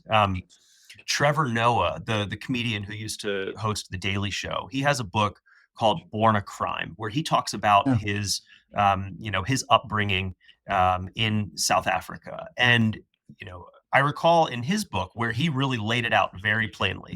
That there were the whites, there were the native tribal Africans, which were considered the blacks, and then those of mixed race were called colored.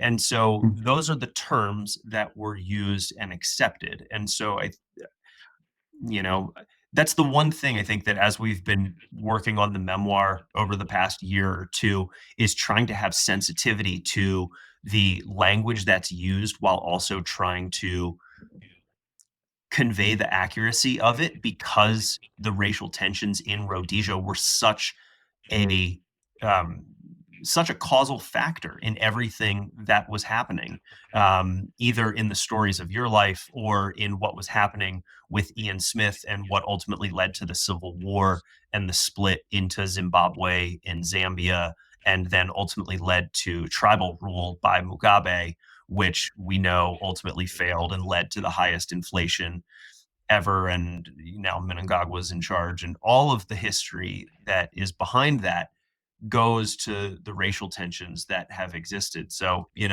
I think for those that are going to pick up this book, this is just a fair warning that this language exists, but it is, hopefully you read it with an open mind, in terms of knowing that this is the language of the time and the place, and that when you read the book, I think you get an accurate description of your perspective on this, and the love that you have for your fellow Rhodesians that you grew up with, spent time in the bush with, that you worked with alongside, that many of your colleagues, your white colleagues, would have had problems with, but you had much respect for, because of the shared humanity and everything that you all went through together. Well, yeah, I've brought that out with two or three stories that I was tracking people and fighting them where I had more sympathy with them and an enmity, but that's the nature of war, and also I tell the human side of it, where I was requested permission as I was a senior officer to booby trap a camp we'd captured in Mozambique. And I said to the uh, sergeant who was requesting permission, I said, "Can you guarantee me that your booby trap will not kill a child or a woman?" He said, "No, sir." I said, "Then don't set them. Bring me a notepad." And I tell the story how I just left the commander of the camp a congratulating note on the cleanliness of his camp, the organisation, how I'd waited for him, but he didn't return, but I enjoyed his hospitality in his absence, and I signed it and stuck it on a reed door with a bayonet and left. And I tell the story how a couple of months later, the other side, my opponents, delivered a pumpkin to me as thanks. There was a human side. And I tell the story of having a prisoner tied to me, sharing my water, sharing everything with him, far from home in enemy territory, and he's pleading with me to come and work with me after the war, etc. We had less racism in the army than I see in the American South today. In Rhodesia, it was less racialistic. And so, yes, there's a lot of unreality today. So I've just stuck with the language and the talk of the day. And there'll be another difficult area, and that's the term humane. There's such a movement with most of the population being urban that we have to be humane and you mustn't kill animals. And there's a vegan movement and everything. The greatest cruelty I have seen to animals, 30,000 die, cruel deaths, were because people were trying to be humane, environmentalists. Humane is a human concept. It doesn't exist in nature. Nature is cruel. So I've tried to explain that if you leave everything to die humanely, as an ecologist, you know that the only way that 99.9% will die is not a peaceful heart failure. It's they'll die of starvation or accident or predation. They're all cruel deaths. And if they're starving, they seldom die of starvation. They become so weak they stick in the mud, or they're preyed on, or the parasites get them. It's a cruel death. And so when you are anti-hunting, which is an instant death that I'd want for myself, an instant death, you are said to be inhumane. No, it can be humane. And farmers and ranchers love their animals, and they want a humane life and a humane death. But the people on the vegan side are, they don't realize accidentally, because they're good people, that some of the most, well, the kindest death in nature is to die in the gentle jaws of a lion or a crocodile. It's relatively quick. Yeah, so it's not long and drawn out and painful. And so I guess what I'm Correct. And hearing yet you. most people would say that's a brutal death. Mhm. No, it's, and then, so anyway, I've tried to cover that as well. Yeah, and I That think that's really worthwhile because that's a very very relevant topic. I mean, we hear a lot of it from people. There's the rewilding community that is advocating for a hands-off approach to land management, and then there's the vegans that try to take the hands-off approach and let Mother Nature do its thing. And what I'm hearing you say is taking a hands-off approach and letting Mother Nature do its thing can often be sentencing an animal to the cruelest outcome, which is it dying a long, slow, and painful death. Or taking a hands-off approach to management may seem well-intentioned, but in reality may lead to additional land degradation, which causes more animals to starve. And so these hands-off approaches are often not accomplishing what individuals are wanting them to accomplish. And proactive intervention is the more humane intervention that is going to have the better outcomes for the land and for the animals. Well, Bobby, yes, I've covered that in our textbook, and I'll try to cover it again. The hands-off approach to rewilding, it's wonderful. It's the most powerful thing we can do to restore biodiversity. Around London, in oceans, in marine environments, uh, in swamps, in around Washington. It's a wonderful thing. In I, humid I don't know how locations. I don't know how you sustain people, because we only manage three things: our lives, our institutions, our organizations, our families. First thing we have to do is finance them, because if you go broke, you commit suicide because you can't support your family, or the organization or the political party collapses. And then you're managing nature to produce food, wine, music, art, literature, bombs, computers. Everything is being produced from those only three things we actually manage. So if you take a hands-off approach, that's wonderful in marine environments, etc., as long as you can sustain the economy and people with it. And then look at that.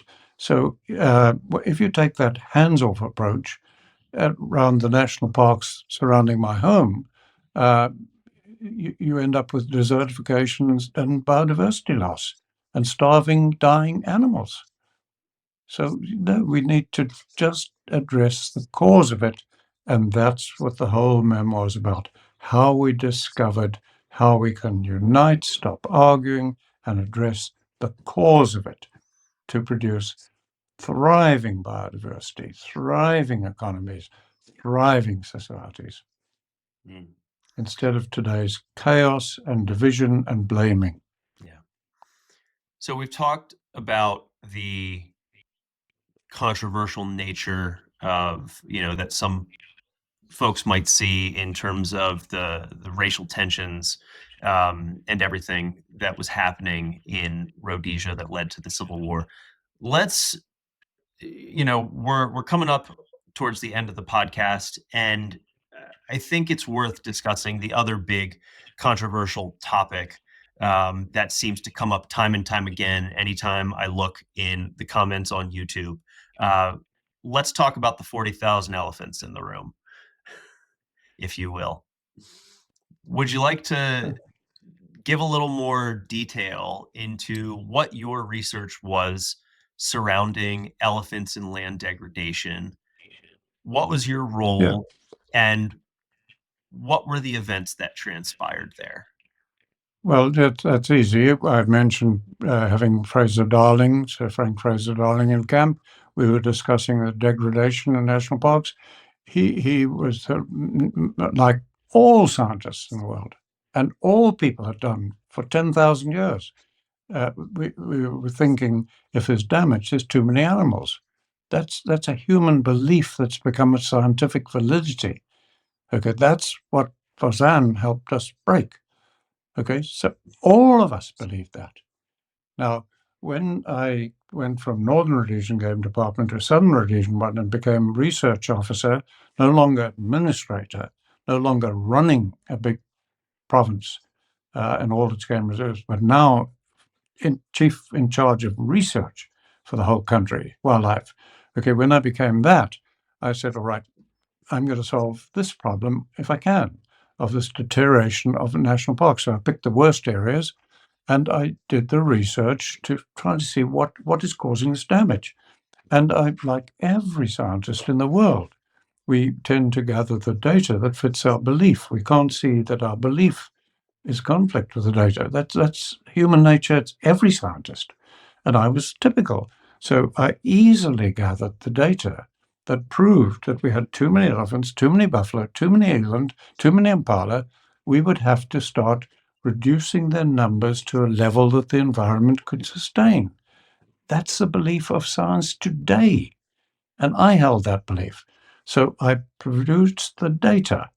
And when I said in my report, we are going to have to reduce the animal populations to a level the environment can sustain, it was like throwing pork chop into a synagogue.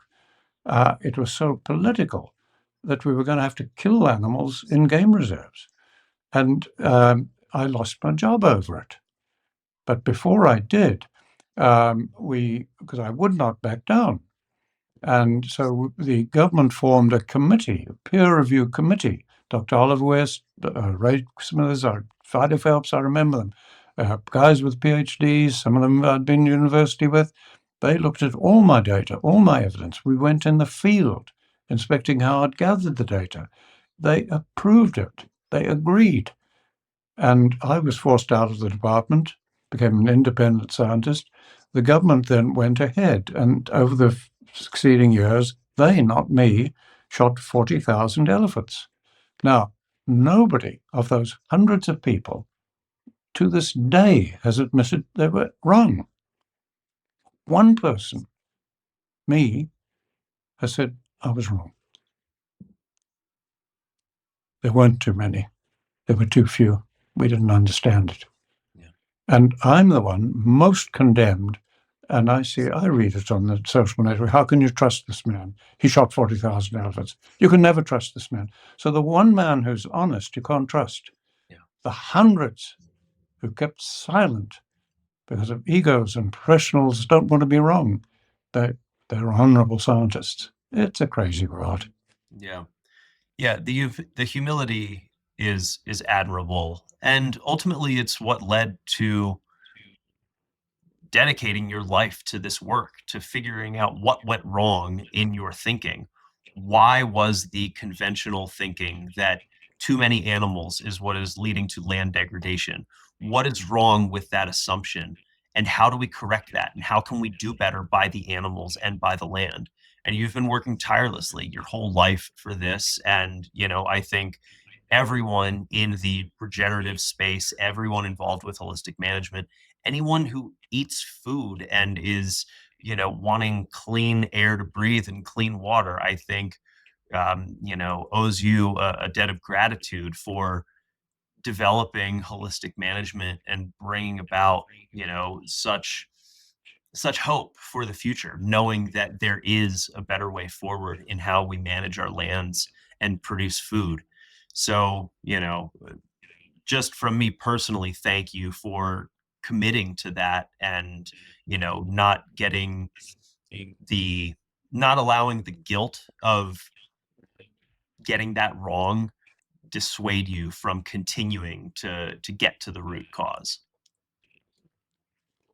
Thank you, Bobby. But I appreciate that. But in the book, I've tried to make it plain. I use the word I associated with discovery only up to the time I left Rhodesia as an exile. We had only discovered part of the solution, that it is impossible to solve this problem with technology and fire, as all the world's Nobel laureates believe. And when I say impossible, I mean it. You're a friendly interviewer.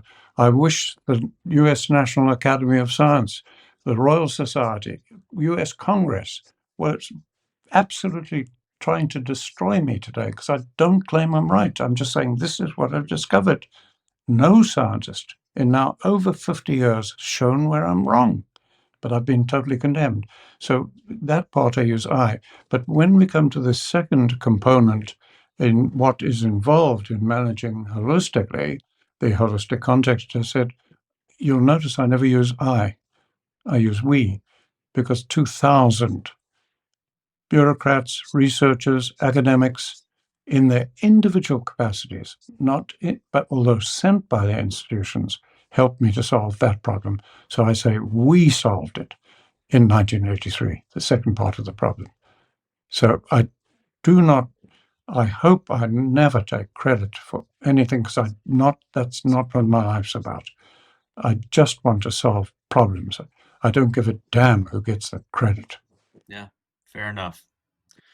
Well, there's so many more stories from the book that we would never have enough time to cover, even if we did 10 podcast episodes. So I think we'll just leave it here and say if folks want to hear more, this spring, 2025, Allan Savory's new memoir titled Unsavory: African Stories of War, Wildlife, and the Birth of Holistic Management will be coming out. And so go check out the memoir if you want to read more. It's a fascinating read. I was lucky enough to read a very early version of it and help in various capacities in the process. Is there anything else that you'd like to leave our audience with before we close, Allan?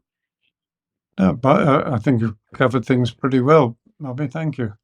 Yeah, and yeah, I hope people listen to it, and if anything I've said is lacks logic or can be faulted logically, or is not backed by solid science, and I hope this goes to millions of people. I hope if any scientist spots anything that I've said that's not backed by solid science or logic, that they'll let us know, because I don't even defend managing holistically.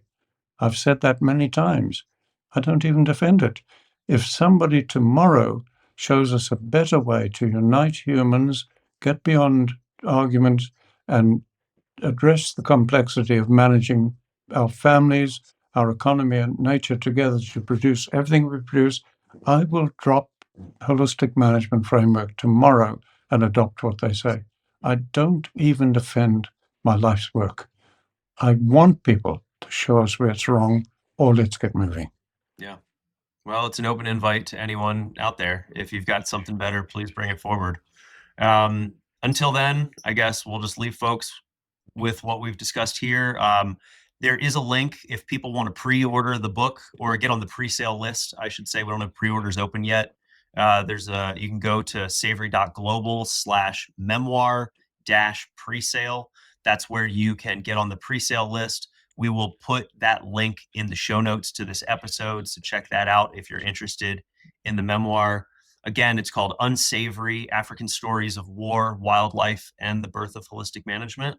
And Allan, just want to thank you so much for taking the time today. Thank you, Bobby. All right. Time Cheers. well spent. Indeed. Cheers. This episode was edited by Claire Everson, and her theme music was composed and performed by Travis McNamara.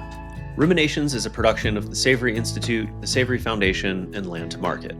If you like this episode, please consider leaving us a 5-star review on Apple Podcast and subscribing to our YouTube channel, where you can find video versions of all episodes plus other content. If you're looking for show notes, links to things mentioned in the episode, transcripts, sponsorship info, or if you'd like to even suggest a guest to come on the show, all of that can be found on our website at savory.global/podcast. And last but certainly not least, thank you to our committed and growing community of regenerating members whose monthly support allows Savory to produce this podcast and continue advancing holistic management all across the globe. If you're not yet a member, we welcome you to join us with open arms, and we would love to have you as part of our community. Just sign up at savory.global/member.